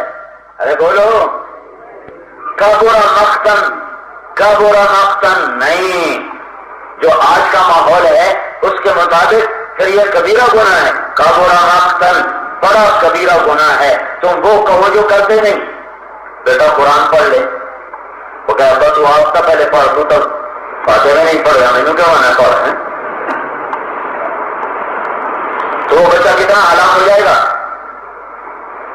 ایک نشے کے مارے ہوئے عاجز آدمی نے دوسرے بچے کو سمجھایا, بیٹا نشہ نہ کرنا، میں تباہ ہو گیا ہوں، نشہ نہ کرنا، اب یہ کبیرہ گناہ ہے، کبیرہ مقتن، کبیرہ مقتن، بڑا کبیرہ گناہ ہے، تم وہ کہو جو کرتے نہیں ہو۔ تو اب یہ خود تو نشہ کر رہا ہے اور اس کو کہہ رہا نہ کر، تو قرآن کے مطابق جو تم سمجھے ہو اس کے مطابق یہ کبیرہ گناہ ہے، تو اس کو کون کہتا ہے یہ کبیرہ گناہ ہے؟ ایک بے نمازی باپ چاہتا ہے میرا بچہ نماز پڑھے، بیٹا نماز پڑھ لیا کر، بیٹا نماز پڑھا کر، تو کیا یہ کبیرہ گناہ ہے؟ کبیرہ مقتن، کبیرہ مقتن، بہت بڑا کبیرہ گناہ ہے، تم وہ کرو جو کرتے نہیں۔ مولوی صاحب تو بیچارے اکثر فقیر غریب ہوتے ہیں، ان کی تنخواہیں اتنی تھوڑی ہوتی ہیں کہ رونا ہی آتا ہے کہ پتہ نہیں ہمارے لوگوں کے اندر کتنی بے حسی اور بے دردی کی انتہا ہے کہ اتنی تھوڑی تنخواہ ہے کہ وہ خود بیمار ہو جائے، نزلہ زکام پہ ہو جائے نا تو اس کی دوائی اپنی تنخواہ سے نہیں لے سکتا ہے۔ ایک مینیجر رکھیں گے اس کو 20,000 تنخواہ دیں اور مولوی کی 1,500 2,000 3، اور کتنے ہوتی ہے تنخواہ مولویوں ہے؟ 3,000 ہے، 1,500 3,000، تو یہ پیسہ خبروں میں لے جاؤ گے؟ کس قدر ظلم و ستم ہے؟ وہ 3,000 میں مہینہ کیسے گزارتا ہے؟ ہم مولانا سعید خان اور رحمۃ اللہ علیہ کے ساتھ ایک بڑے ڈاکٹر نے دعوت کی تھی، کھانے میں بھی ساتھ تھا، تو ڈاکٹر صاحب بڑی حقارت سے کہنے لگے، ساتھ ایک اور ساتھی بیٹھے تھے، ایک بڑے عالم، کہا حضرت یہ ہمارے قاری کو تو سمجھاؤ، ہم اس کو 1,500 دیتے ہیں، کہتے میری تنخواہ بڑا میرا گزارا نہیں ہوتا۔ تو مولانا صاحب نے ہنس کے کہا، اصل میں ان کو کہیں سے پتہ چل گیا ہے کہ ڈاکٹر صاحب کا صرف ایک دن کا ناشتہ 1,500 کا ہوتا ہے، تو اس دن سے وہ کہتا کر رہا ہے کہ تمہارا تو ایک دن کا ناشتہ 1,500 کا ہے اور میرے 4 بچے، میری تنخواہ تھوڑی تو بڑھا دو۔ اللہ کے واسطے غور کرو، کتنے محسن اعظم ہیں جنہوں نے اللہ کی مسجدوں کو آباد کیا ہوا ہے اور جنہوں نے تھوڑی تنخواہ پر تمہارے بچوں کو قرآن پڑھانے کے لیے اپنے آپ کو تباہ کیا ہوا ہے، ٹانگیں جڑ گئی ان کی، گھٹنے جواب دے گئے۔ ان سے تو تم خود آ کر پوچھتے اور ان کی ضرورتیں معلوم کرتے، الٹا وہ کوئی اپنی مجبوری کی وجہ سے کوئی بات بس کہہ دیا کر بیٹھے، تو مخلوق سے سوال کرتے ہو، اللہ سے ہونے کو نہیں بولتے ہو، اللہ سے ہوتا ہے جاؤ اللہ سے مانگو۔ کیا ظلم و ستم ہے، اور تمہارا بھی کیا قصور ہے؟ جب دین کی عظمت اٹھ گئی تو دین والوں کی عظمت بھی اٹھ گئی، جب دین کا احترام گیا تو دین والوں کا بھی احترام۔ ہاں سنو میں کیا کہنے لگا ہوں، امام اعظم ابو حنیفہ کے بیٹے نے سورت فاتحہ یاد کی استاد سے، سورت فاتحہ، قرآن نہیں، کیا سورت فاتحہ، انہوں نے اس کی خوشی میں ان کو 1,000 دینار بھیجا۔ وہ 1,000 دینار آج کا 15 لاکھ روپیہ بنتا ہے۔ قدر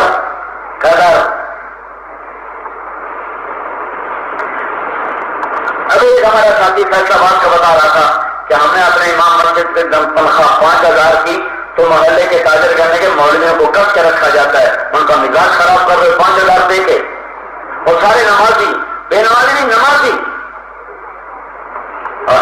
کیا کروں میں،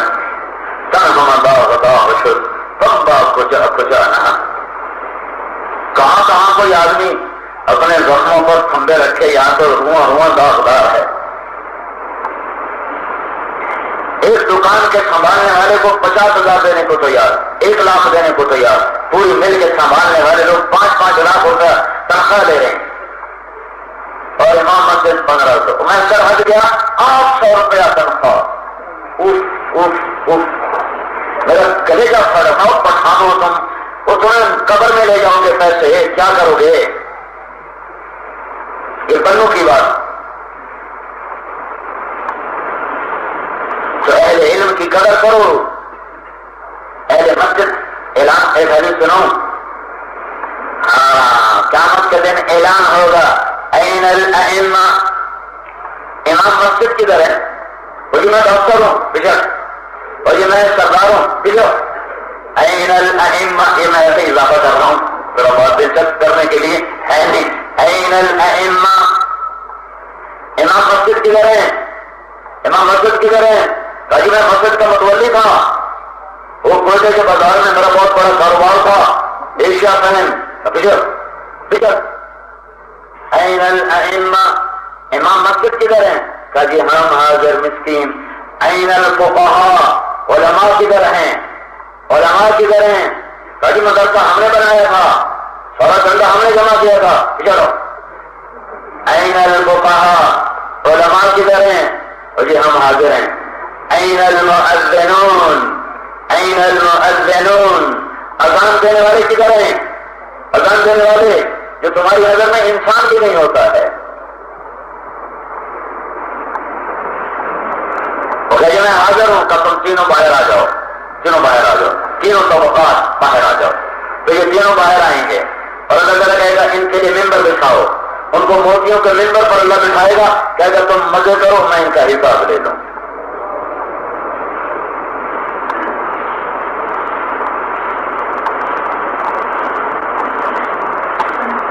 میرے جو والد تھا نا رحمت اللہ علیہ، وہ بڑا زمیندار اور بڑا عجیب جیسے ہوتا ہے زمیندار پنجاب کا، لیکن اس میں ایک وسط تھا، وہ علماء کی بڑی خدمت کرتا تھا۔ اور میں مدرسے پڑھنے لگا، ارادہ کیا کہ مجھے گھر سے نکال دیا۔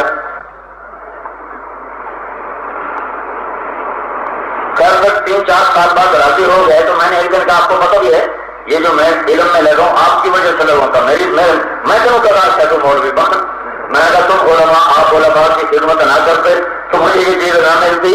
یہ لکھا ہے جو علماء کی خدمت کرتا ہے اللہ اس کی اولاد میں سے کسی کو علم کی راہوں پہ لگا دیتا ہے۔ میں نے کہا یہ آپ کی خدمت کی وجہ سے اللہ نے مجھے یہ راستہ دکھایا۔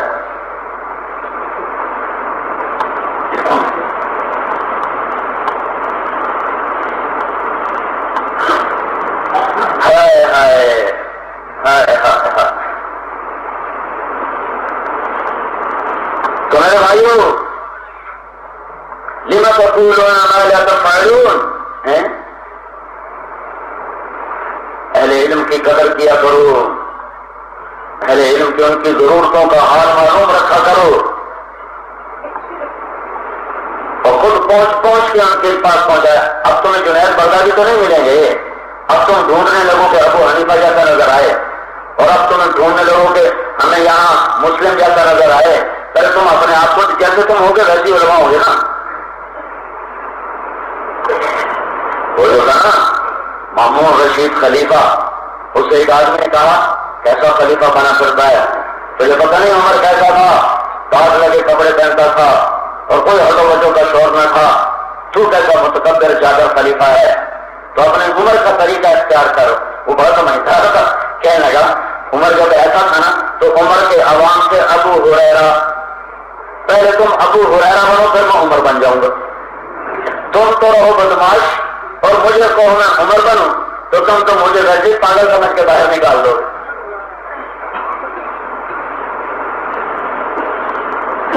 بھائی جو آج کا پستی کا دور ہے اسی کے حساب سے علم کی نسبت ہوگی، اسی کے حساب سے تقوی کی نسبت ہوگی، اسی کے اور تم سنو آخری دور میں جب کچھ نہیں رہے گا، نہ کلمہ نہ نماز نہ قرآن بھی اٹھا لیا جائے گا، لیکن مسلمان ہوں گے، قرآن اٹھ جائے گا، مسلمان ہوں گے، دو مرد عورت سڑک پہ زنا کر رہے ہوں گے، ایک آدمی کہے گا یار یہ سڑک پہ نہ کرو دیوار کے پیچھے کرو، آپ نے کہا وہ اس زمانے کے ابو بکر جیسا درجہ پائے گا اور عمر جیسا درجہ پائے گا،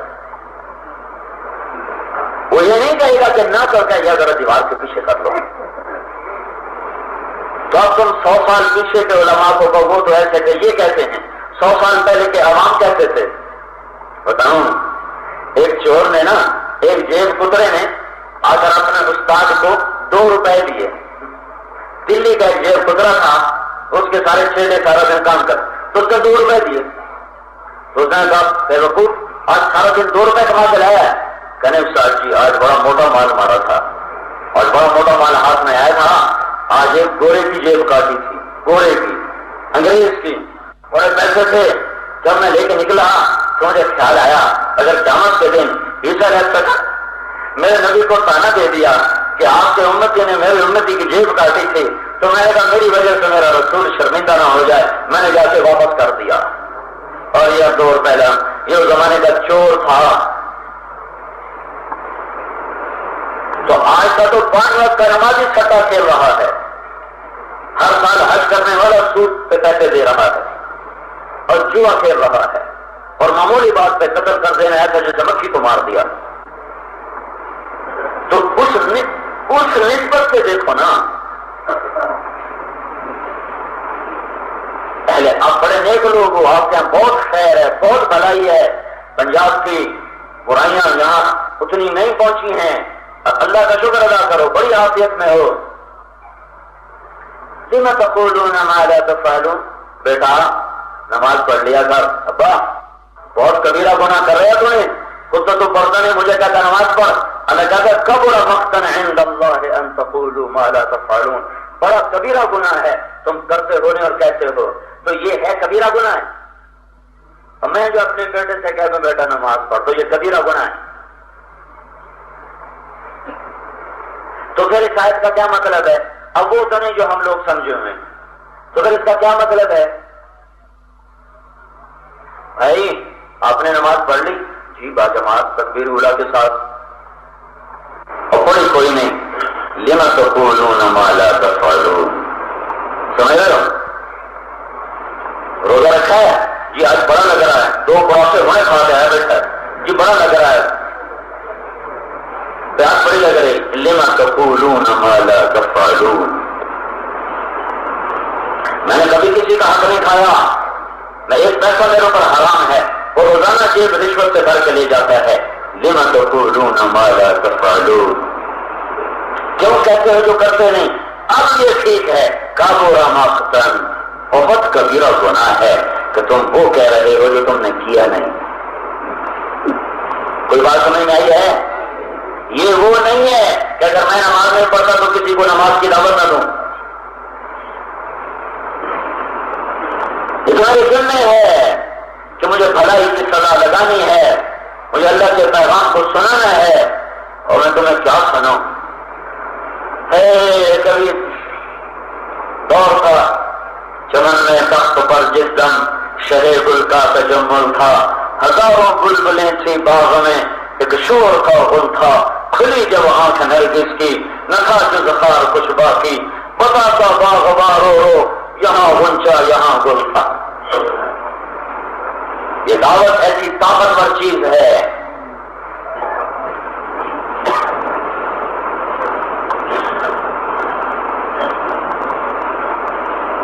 ایک فتنہ اٹھا عباسی دور میں، بنو عباس، حضرت عباس کی اولاد نے حکومت کی 132 ہجری سے لے کر 656 ہجری تک، 35 بادشاہ آئے اس خاندان میں، اور 656 میں ہلاکو خان نے آ کر ان کے حکومت کو ختم کیا۔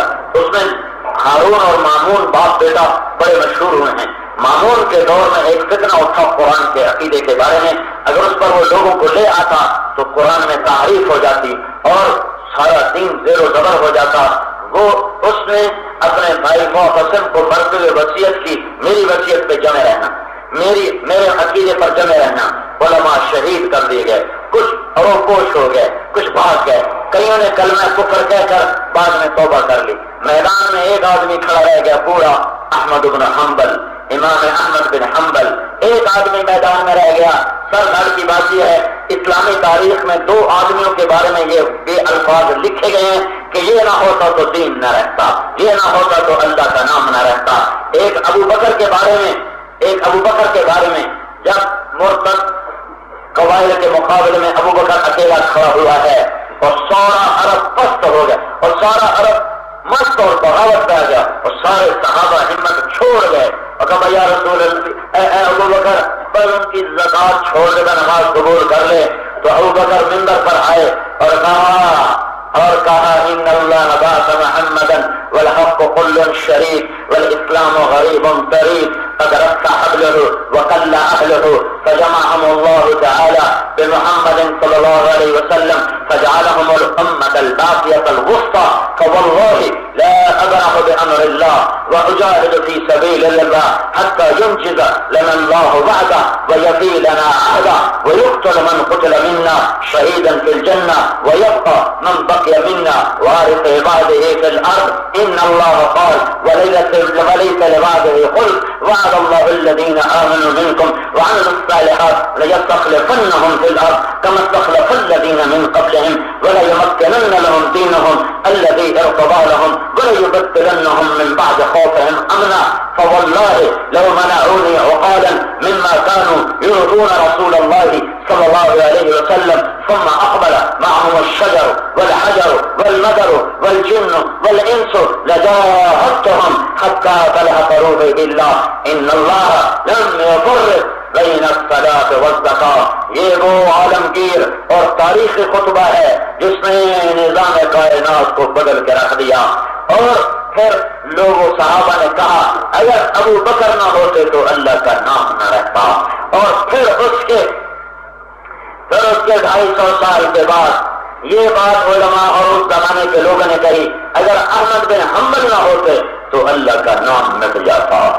یہ وہ آدمی تھا جس کے جنازے پر 13 لاکھ انسانوں نے شرکت کی اور اس کے جنازے کو دیکھ کر 20,000 یہودی عیسائی غیر مسلموں نے کلمہ پڑھا. یہ وہ ہستی تھا کہ مر کے بھی ہدایت کا ذریعہ. اب مناظرہ ہوا 3 دن احمد بن ابی داؤد. آگے معتزلہ فرقے کا وکیل بھی احمد اور حق کا وکیل بھی احمد. ادھر بن حنبل ادھر بن ابی داؤد. چوتھا دن آ گیا اور ان کو پتا تھا آج مجھے قتل کریں گے کہ بڑی شدید سزا دیں گے. تو جب ان کو جیل سے لا رہے تھے زنجیروں میں اور یہ چل رہے تھے محل کی طرف اور سڑکوں پہ لوگ گھیرا ڈالے ہوئے اور اوپر چھتوں پر عورتیں چڑھی ہوئی کہ دیکھو آج کیا ہوتا ہے. تو امام وقت یہ کہتا جا رہا ہے اپنے دل میں کہ میں کیوں جان قربان کروں اور میں بوڑھا آدمی ان کے کوڑے کیوں کھاؤں. جیسے اور علماء نے کلمہ کفر کہا میں بھی کہہ دوں گا اور اپنی جان بچا کے استغفار کروں گا.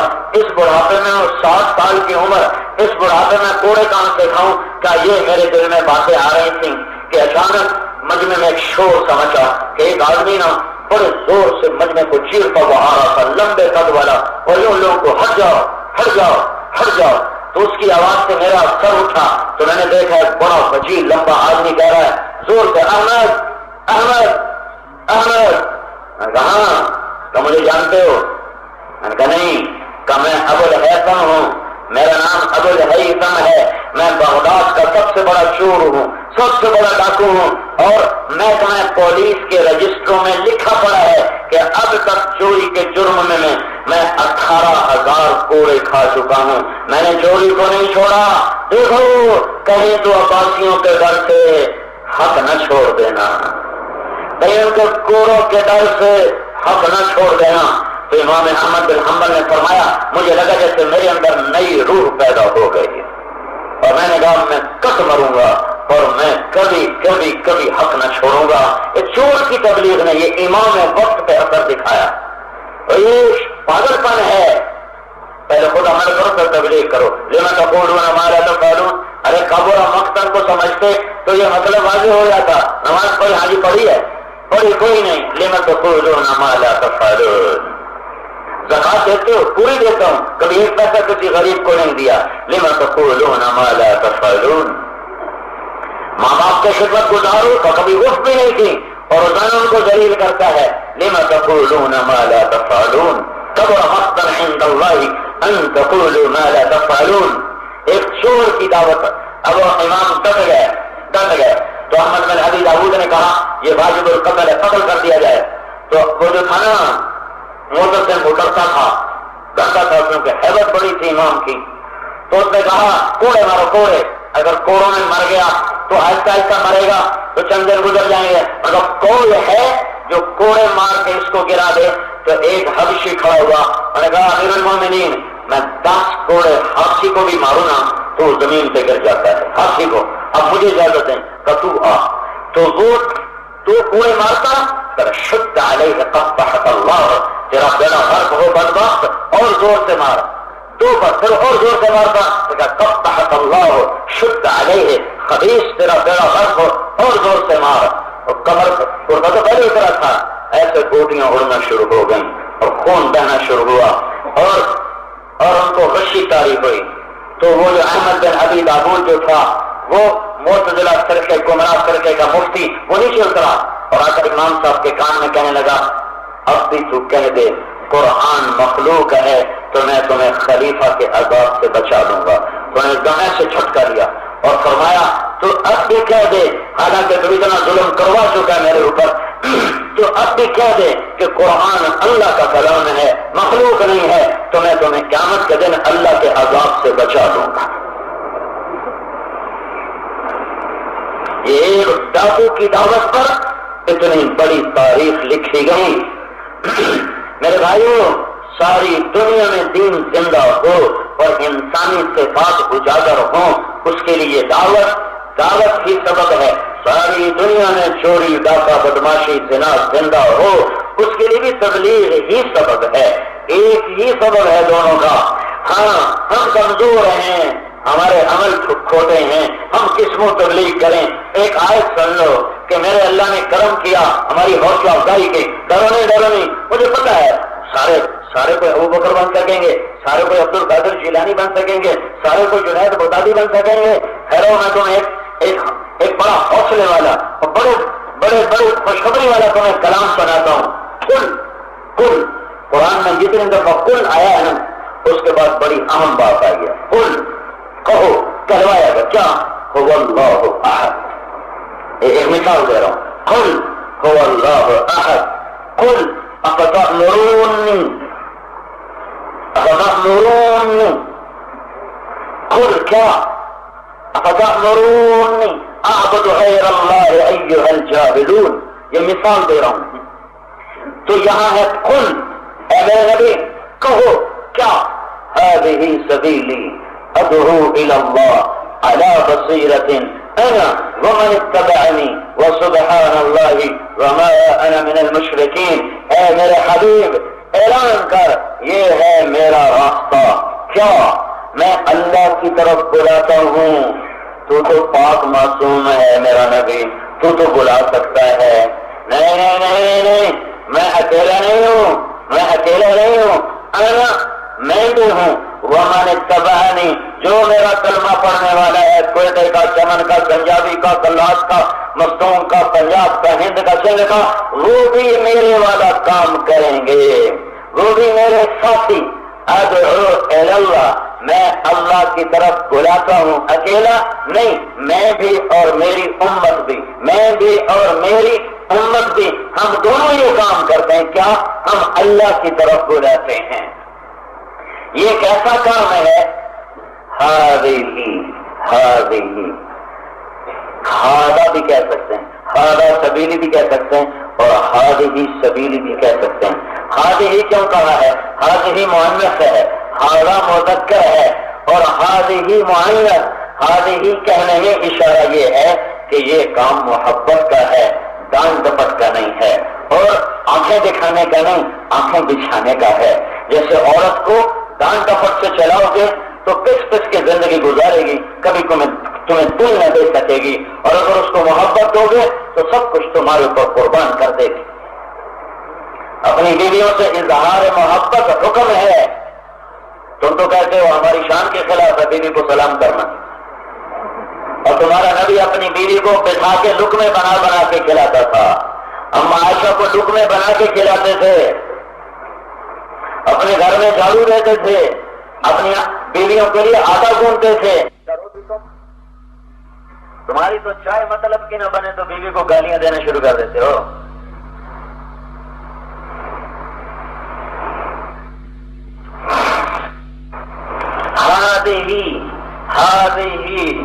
ہذہ میں اشارہ ہے کہ یہ اخلاق کا کام ہے، یہ محبت کا کام ہے، یہ الفت کا کام ہے، یہ بدتمیزی کے ساتھ، یہ درست لہجوں کے ساتھ، اور ایک دوسرے کی حقارت کے ساتھ، اور ایک دوسرے کی کاٹ کے ساتھ، اور ایک دوسرے کو ذلیل کرنے والا اگر کام شروع ہو گیا تو تبلیغ تو کوئی نہیں ہو رہی، کوئی اور کام ہو رہا ہے. هذه میرے نبی نے کہا قواریر انجشہ قواریر آپ انجشہ کہانی ہے وہ اونٹ لے کے چلتے تھے اور خود ہی پڑھتے تھے اونٹتے ہوئے جاتے تھے تو اس پر بیٹھتی مقصورہ آپ کی بیگمہ بابا کا انجشہ اور یہ شیشے ہیں شیشے آرام سے چلو اس کے دو مطلب ہیں ایک تو معروف ہے کہ یہ نازک ہیں نازک ان کو آرام سے لے کے چل اور اس کا دوسرا مطلب ہے یہ شیشے ہیں شیشے کا کام کیوں ہے شیشے میں ایک عیب ہے یہ ٹوٹ جائے تو پھر جڑتا نہیں بابا کا انجشا اور یہ شیشے ہیں شیشے آرام سے چلو اس کے دو مطلب ہیں ایک تو معروف ہے کہ یہ نازک ہیں نازک ان کو آرام سے لے کے چل اور اس کا دوسرا مطلب ہے یہ شیشے ہیں شیشے کا کام کیوں ہے شیشے میں ایک عیب ہے یہ ٹوٹ جائے تو پھر جڑتا نہیں اشارہ ہے کہ اگر عورت کے ساتھ بدتمیزی کی تم نے اور اس کا دل ٹوٹ گیا پھر مرتے دم تک کبھی جڑ نہ سکے گا اس لیے میرے نبی نے کہا بہترین مسلمان وہ ہے جو بیوی سے اچھا سلوک کرے ماں کے قدموں تلے جنت ایک بیٹی کی شادی کرو جنت میں نبی کے ساتھ ایسے ہو جاؤ 10 بیٹوں کی شادی کرو کوئی جنت کا وعدہ نہیں ایک بیٹی کی شادی کرو جنت میں یوں ہو جاؤ کہ یوں میرے ساتھ ایسے جائے گا ایسے بہنوں کا حق ادا کرے جس کو اللہ نے 2 بہنیں دی ان کو ان کی پرورش کی ان کا شادی کی پھر ان کا وراثت میں حق دیا میں روز یہ بیان میں نے اس بات کو دہرایا ہے کہ پورے بلوچستان میں بہنوں کو بھائی اپنے باپ کی وراثت میں سے کوئی حصہ نہیں دیتے اور یہ سندھ کا بھی یہی حال ہے اور یہ بلوچستان اور یہ سرحد کا بھی یہی حال ہے پنجاب میں اب تبدیلی آ رہی ہے لوگ اپنی بیٹیوں کو حصہ دینا شروع کر چکے ہیں پہلے نہیں پہلے ضلع ملتان میں میرا باپ پہلا آدمی تھا جس نے اپنی بیٹیوں کو پوری زمین حصے میں دی تھی اور سارے ذمہ دار اس کے گلے پڑ گئے تھے کیوں وہ دکھتی جانا ہے ورسڑیاں تھیں آپ سے کا بگڑے ہو یعنی میرا باپ مطلوب ہو گیا کہ کیوں دیا تو نے بیٹیوں کو حصہ لیکن اب ایک سزا بنی ہے کہ لوگ اپنی بیٹیوں کو اور بھائی اپنی بہنوں کو حصہ دیتے ہیں لیکن مجھے نہیں پتا تمہارے ہاں اس کا رواج پڑا کہ نہیں پڑا ہے لیکن شنید یہی ہے کہ یہاں کوئی نہیں دیکھا یہ ظلم عظیم یہ بہت بڑا ڈاکہ یہ بہت بڑی چوری اور یہ سارے رزق کو حرام کر دینے والی چیز ہے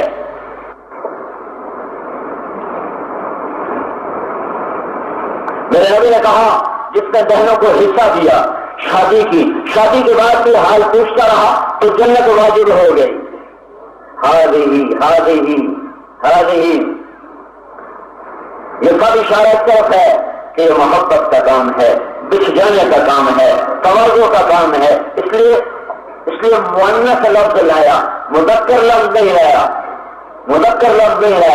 مؤنث لفظ لایا اس میں امیر بھی ہے تو وہ کہے بھائی اگر ایسا ہو جائے تو کیا خیال ہے یہ کیا جائے ہم کہہ رہے ہیں کیا جائے یہ دعوت کا راستہ نہیں ہے جو کہا جا رہا ہے کرو یہ دعوت کا راستہ نہیں یوں اگر کر لیا جائے تو کیا خیال ہے یہ ہے ہی عورت جس روپ میں بھی ہے اس کی عزت اور احترام ہے میرے نبی نے کہا کاش میری ماں زندہ ہوتی اور میں عشاء کی نماز کے لیے مصلی پہ کھڑا ہوتا اور میں سورت تم اکثر نوجوان بیٹھے ہو اللہ کرے تمہارے ماں باپ سلامت ہوں جن کے مر گئے اور وہ گستاخ تھے ان کے لیے بھی راستہ ہے تو ان کے لیے قرآن پڑھو نقل پڑھو دعا کرو رو دھو تو وہ گستاخیاں مٹ جائیں گی لیکن جن کی زندہ ہیں وہ تو ابھی منا لو اور خدمت کر لو اور جنت کی راہیں بنا لو کہ میرے نبی نے کہا کاش میری ماں ہوتی اور میں عشاء کی نماز کے لیے مصلی پہ ہوتا اور ادھر میرے گھر کے در کے کھلتی اور میری ماں منہ نکال کے کہتی محمد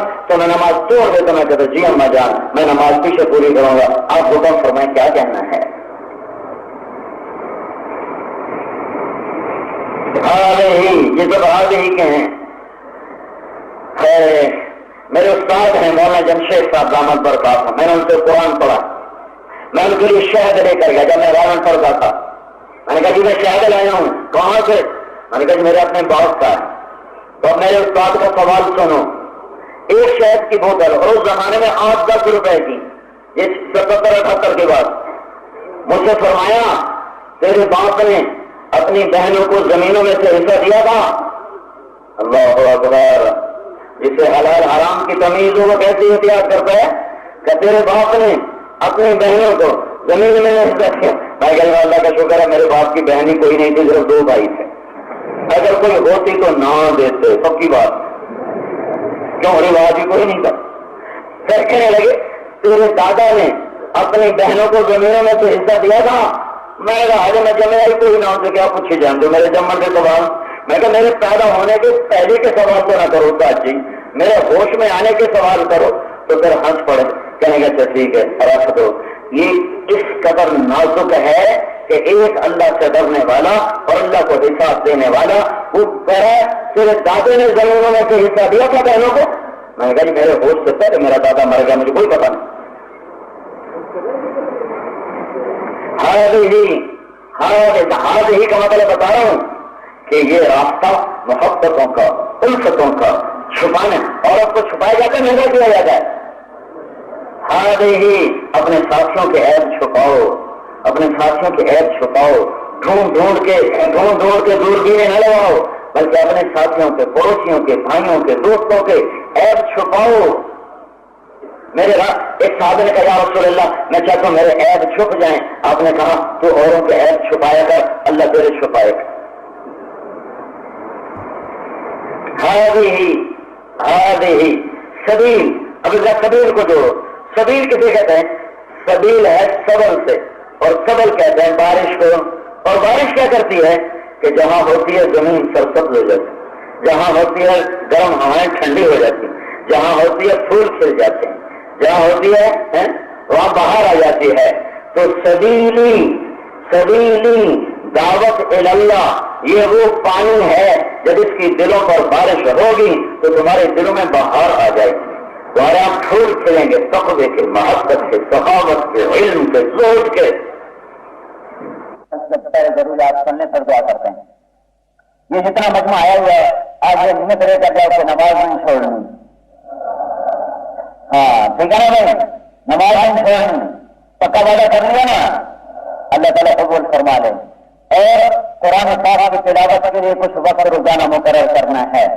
ٹھیک ہے, روزانہ 3 تسبیح, تیسرا کلمہ, درود شریف, استغفار, اس کا 100 دفعہ صبح, 100 دفعہ شام ضرور رکھو. بہت سے لوگ آتے ہیں وظیفہ بتائیں, میں آپ کو وہ وظیفہ بتا رہا ہوں جو اللہ کے نبی نے ساری زندگی کیا. تیسرا کلمہ پڑھا, استغفار کیا, درود شریف. آپ خود اپنے اوپر بھی درود پڑھتے تھے کہ اللہ کی طرف سے حکم تھا, آپ خود اپنے اوپر بھی درود پڑھتے تھے. تو آپ 100 دفعہ صبح شام پڑھو, پھر دعا کرو, آپ کی جان قبول ہوں گی. جب کوئی مسئلہ پیش آ جائے نا, جب کوئی مسئلہ پیش آ جائے تو نماز پڑھ کے دعا کرو, قبول ہوگا.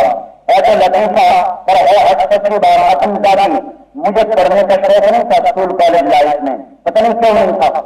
میرا شوق مدرسے میں آگے زیادہ, ذہن اللہ نے اچھا دیا تھا, فیل نہیں ہوتا تھا, ہر دفعہ اچھے نمبر لیتا تھا.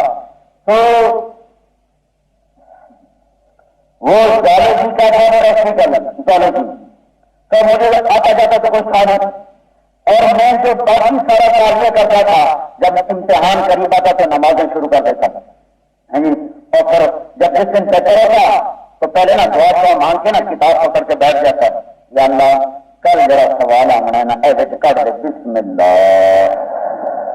یا میں آپ کو بتا رہا ہوں, میں ساری کلاسوں میں ایسے پڑھا ہوں, وہ نکالا ادھر ادھر 2-4 ادھر پڑے پھر بند کیا, یا اللہ سوال جو آمنا کر دے, بسم اللہ. ایک دن میں آیا پورے اسکول میں سیکنڈ, تو میں 8ویں میں میرے ٹیچر تھے محمد علی صاحب, فرمانے لگے بیٹا تو کیا کرتا ہے, میں تجھے دیکھتا ہوں پڑھتا تو ہے نہیں, اور نمبر تو اتنے اچھے لیتا ہے, تو کیا کرتا ہے, تو نقل مارتا ہے. میں نے کہا نہیں جی بسم اللہ, یہ بسم اللہ کی برکت. اچھا بایولوجی کا میرا ہوا پریکٹیکل, اب مجھے آتا کچھ نہیں تھا, اتنی موٹی کتاب, جمعے کا دن میں نے بڑے خوش و خصوص سے دعا کی, یا اللہ مجھے کچھ نہیں آتا, مہربانی کر, میرا 5 بجے پریکٹیکل ہے, میں جمعہ پڑھ کے سو جاؤں گا, مجھے خواب میں دکھا دینا جو سوال آنے. ویسے میں نے جمعہ پڑھا, پہلے توفیق بھی نہیں ہوتی تھی کہ جمعہ بھی پڑھ لیں, ایسی شقاوت اور بدبختی اس وقت تھی. تو جا کے بڑے اہتمام سے جمعہ پڑھا اور کتاب کرانے رکھ کے آ کے سو گیا. میں سویا, میری آنکھ میں نے خواب دیکھا کہ میں پریکٹیکل ہال میں ہوں اور ادھر سے وہ ایگزامنر آیا، اس نے ہمارے سامنے خرگوش رکھے، خرگوش وہ ڈسیکشن، اور پھر اس کے بعد اس نے 4 سوال لکھائے، وہ ہم نے لکھے، میں نے وہ لکھے۔ ایک دم میری آنکھ کھلی، سب سے پہلے میں نے خرگوش کا سارا چیپٹر پڑھا، پھر وہ 4 سوال نکال کے پڑھے۔ 5 بجے میں جا کے بیٹھا ہوں لیبوریٹری میں، تو ہمارے آگے خرگوش آنے شروع ہو گئے۔ میں کہا پہلے 10 منٹ تو ٹھیک ہو گئی۔ اس کے بعد اس نے وہ 4 سوال جو لکھائے 3 کرنے تھے، تو ان 4 میں 3 وہ تھے جو خواب میں آئے تھے، اور ایک وہ تو میں لاگو کرتا تو میری موجے تھی، میری تو بلے بلے ہو گئی، 20 منٹ میں پیپر حل کرنا ہو گیا۔ تو نماز ایسی چیز ہے کہ میں تو بے نمازی تھا اور میں تو نمازی نہیں تھا، لیکن اللہ میرا کیسا کریم ہے کہ جب اس سے مانگو تو رب تو سب کا ہی ہے نا، اور بے نمازیوں کا بھی رب ہوئی ہے اور نمازیوں کا رب ہوئی ہے۔ تو جب کبھی کوئی مسئلہ اٹکے نا تو بس مسلح کے ساتھ اللہ سے مانگو اور نماز کرو، اللہ تعالیٰ سے بار بار اللہ تمہارے لیے راہیں انشاءاللہ اپنے فضل سے نکالے گا۔ دوسرا یہ ہے جب تم چھٹیوں میں گھر جاؤ یا جہاں تم گھروں میں رہتے ہو تو اپنے ماں باپ کا ادب سیکھو، ان سے بدتمیزی نہ کرو، ان کے آگے اف نہ کرو، سر جھکا دو، بڑی سے بڑی اوکھی بات کہیں تو جی جی جی کرو۔ ہمارا دوست ہے ذمہ دار، وہ کہتا ہے کہ میرا کوئی مسئلہ پھنس جاتا ہے تو میں جا کر نا پہلے اپنے اما ابا کو دباتا ہوں، پھر ان کے پاؤں پکڑ کے نا ان کے پاؤں کی طرف بیٹھ کر ان کے پاؤں کو پکڑ کے اپنا سر رکھ کر ان سے چومتا ہوں، پھر اللہ سے دعا کرتا ہوں میرا اوکھے سے اوکھا کام اللہ کر دیتا ہے۔ میرا خالہ کا بھائی ہے، بڑا ذمہ دار ہے اور 45 سال کی عمر ہو گئی ہے، بچوں والا ہے۔ میری خالہ ہے بڑے غصے والی، اس کو جب غصہ چڑھ جائے تو جوتا اٹھا کے اس کے سر میں مارنا شروع کرتی ہے اور وہ اللہ ایسے بیٹھا رہتا ہے اور جوتے کھاتا رہتا ہے، اتنا بھی نہیں کہتا اما ہم تو بچ جاتا۔ اللہ نے کیسے بھاگ لگائے ہوئے ہیں کہ بس وہ ماں کی عظمت ہے جو اس کو ہوا میں اڑا کے لے جا رہے ہیں۔ اپنے ماں باپ کی عظمت کو دل میں اتارو، جن استادوں سے پڑھو ان کا بھی ادب کرو، اس سے تمہیں علم ملے گا۔ یہ کائنات کا قانون ہے، جس استاد سے جو پڑھو ساری زندگی اس کا ادب کرو تو اللہ کے فضل و کرم سے اللہ تمہیں اس علم کی راہ سجھائے گا۔ یہ نہ دیکھو کہ یہ ٹیچر کیسا ہے، تم یہ دیکھو اس نے تمہیں کچھ پڑھایا ہے، اس کا ادب کرو، ٹھیک ہے نا؟ ٹھیک ہے نا؟ اگر آپس میں لڑے ہوئے ہو تو صلح کر لو، روکے ہوئے ہو تو مان جاؤ، کسی سے کوئی کھٹپٹ ہے تو جا کر سیر کر لو اور پہلے اس کو منا لو تو تمہارا درجہ جنت میں اونچا ہو جائے گا، بڑا ہو جائے گا۔ اللہ سے راضی ہے جو معافی مانگنے میں پہل کرے اور صلح کرنے میں پہل کرے۔ میرے اللہ کو یہ عمل انتہائی پسندیدہ ہے۔ اپنے دل کو مسلمانوں سے صاف رکھو اور یہ بلوچ بنا اور یہ پٹھان بنا اور یہ پنجابی بنا اور یہ سندھی بنا، اس سے اللہ کے واسطے توبہ کرو، اللہ کے واسطے توبہ کرو۔ ان سب چیزوں کو دفن کر کے تم غلام رسول بنو، غلام نبی بنو، غلام مصطفیٰ بنو، غلام محمد بنو، غلام رسول بنو۔ میرے رب کی عزت کی قسم اللہ تمہیں ایسا چمکائے گا کہ چاند سورج بھی تم سے شرمائیں گے، ٹھیک ہے نا؟ یا تو اپنی نفرتیں ختم کرو، لڑائیاں ختم کرو، ایک غیبت چھوڑو، گالی چھوڑو، جھوٹ چھوڑو تو تمہارا دین چمک جائے گا، روشن ہو جائے گا، ٹھیک ہے نا بھائی؟ یہ کبھی نہ بنے، اور جب آپ کو موقع بنے تو 3 دن نکلتے رہو، 3 دن اللہ کی راہ میں نکلتے رہو۔ یہ مرکز ہے، یہاں شب جمعہ اپنے ساتھیوں کے سمیت آؤ، رات قیام کرو، بات بنو۔ یہ 3 دن چلتے چلتے تمہاری زندگی کا سارا خیال اللہ کے فضل سے بدل جائے گا۔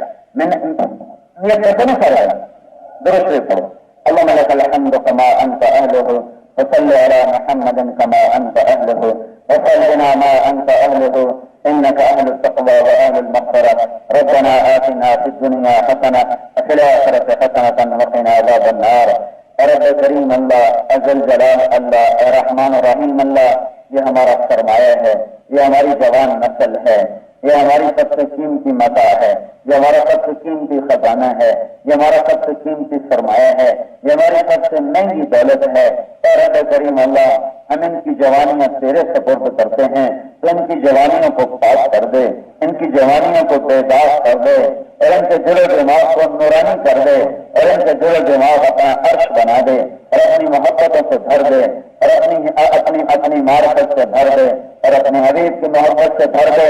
جن جن علوم میں یہ چلیں ان میں انہیں صاحب بصیرت بنا، صاحب صراحت بنا، اے میرے مولا انہیں ایسا علم دے کہ ساری دنیا سے لوگ کھچ کھچ کر ان کے پاس پڑھنے آ رہے ہوں، ان کے پاس سیکھنے آ رہے ہوں۔ پچھلے 1000 سال تو نے یہ منظر باقی رکھا کہ دنیا کے لوگ کھچ کے اہل ایمان کی یونیورسٹیز میں آتے تھے، اور الٹا ہوا ہمارے بچے یورپ امریکہ جاتے ہیں ایمان گنوا کے اور بہت کچھ گنوا کے ڈگریاں لے کے آتے ہیں۔ ان نوجوانوں کو ایسا علم دے میرے مولا کہ سارا عالم اڑ اڑ کے ان سے سیکھنے آ رہا ہو۔ ان کے لیے میرے مولا استعدادیں بنا دے اور ان کو اس کے ذوق عطا فرما دے اور ان کے سینے کھول دے اور ان کے دل اس کے لیے روشن کر دے، اور قدم قدم پر ان پر دنیاوی علوم کے خزانے ان پر کھول دے اور کائناتی علوم کے چھپے بھید ان کے اوپر کھول دے، اور انہیں پوری قوم کے لیے تو رہبر بنا، مقتدا بنا، روشنی کا مینار بنا، ہدایت کا جھنڈا بنا، ہدایت کا راہبر بنا، اور انہیں اور ہمیں اپنا تعلق بھی دے، اپنی محبت بھی دے، اپنی معرفت بھی دے۔ جو آپس کی لڑائیاں ہیں اور نفرتیں ہیں وہ ختم کر دے، جو آپس کا بغض ہے وہ مٹا دے، جو آپس کی نفرتیں ہیں وہ مٹا دے، اور ان سارے نوجوانوں کو قبول کر لے، انہیں قبول کر لے۔ ان کی جوانیاں قوم کی بھی خدمت کا ذریعہ بنے اور ان کی جوانیاں تیرے دین کی سربلندی کا بھی ذریعہ بنے، اور تو بلوچستان کی ہر یونیورسٹی کو سارے عالم میں ان کے ممتاز حیثیت عطا کر دے اور سارے عالم کے لیے علمی مرکز بنا دے، علمی گہوارے بنا دے، اور یہاں سے نکلنے والے بچوں کو سارے عالم کے لیے روشنی کا مینار بنا دے۔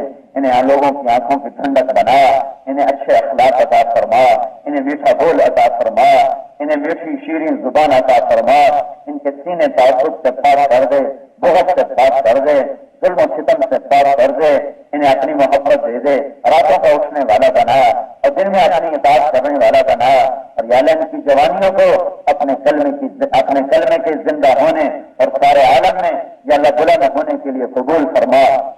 اگر مولا ان میں جو پریشان ہیں، تنگی میں ہیں، دکھی ہیں، کسی بیماری میں ہے، کسی گھریلو پریشانی میں ہے، وہ ان کے سارے دکھ درد دور فرما، ان کی ساری پریشانیاں دور فرما، اور انہیں اپنا بنا لا، اور ان کا تو بن جا، اور ان نوجوانوں کو میرے مولا اور عالم کے انسانوں میں اپنا پیغام لے کے جانے والا بنا دے اور اپنا پیغام لے کے پہنچانے والا بنا دے۔ اور یا اللہ ہمیں بھی ان کی توفیل قبول فرما، اور ہماری پوری امت کے عرب و عجم کے نوجوانوں کو بھی قبول فرما، بوڑھوں کو بھی قبول فرما، مرد و عورتوں کو قبول فرما، اور میرے مولا پوری امت میں جو ظلم و ستم کیا یہ ایک وبا ہے اسے ختم فرما، اور باطل کے نرغے سے نکال دے، سارے اہل باطل کو ایمان کی دولت دے دے، اور جن کے مقدر میں نہیں ہے انہیں زیر زمین پہنچا دے اور سفا ہستی سے مٹا دے، اور پوری امت میں وحدت پیدا کر دے اور محبت پیدا کر دے اور بابرکت کر دے، ہمارے کھیت کھلیان زراعت تجارت کا برکت کر دے، میرے مولا ہمارے بازاروں سے مہنگائی کو ختم کر دے، تیرے نیک بندے تیرے درد سے ڈر کر حلال کمانے والے بندے بڑے پریشان ہیں میرے مولا، یا ایک ضرورت پوری ہوتی ہے 10 قربان ہو جاتی ہیں، میرے مولا تو کرم کر اور ہمارے بازاروں میں سستا کر دے چیزوں کو، اور یا اللہ سود اور جوا اور سٹا یہ ہمارے بازار سے نکال دے، جس کی وجہ سے یہ قحط آیا ہے اور یہ چیزیں آسمان تک پہنچی ہیں،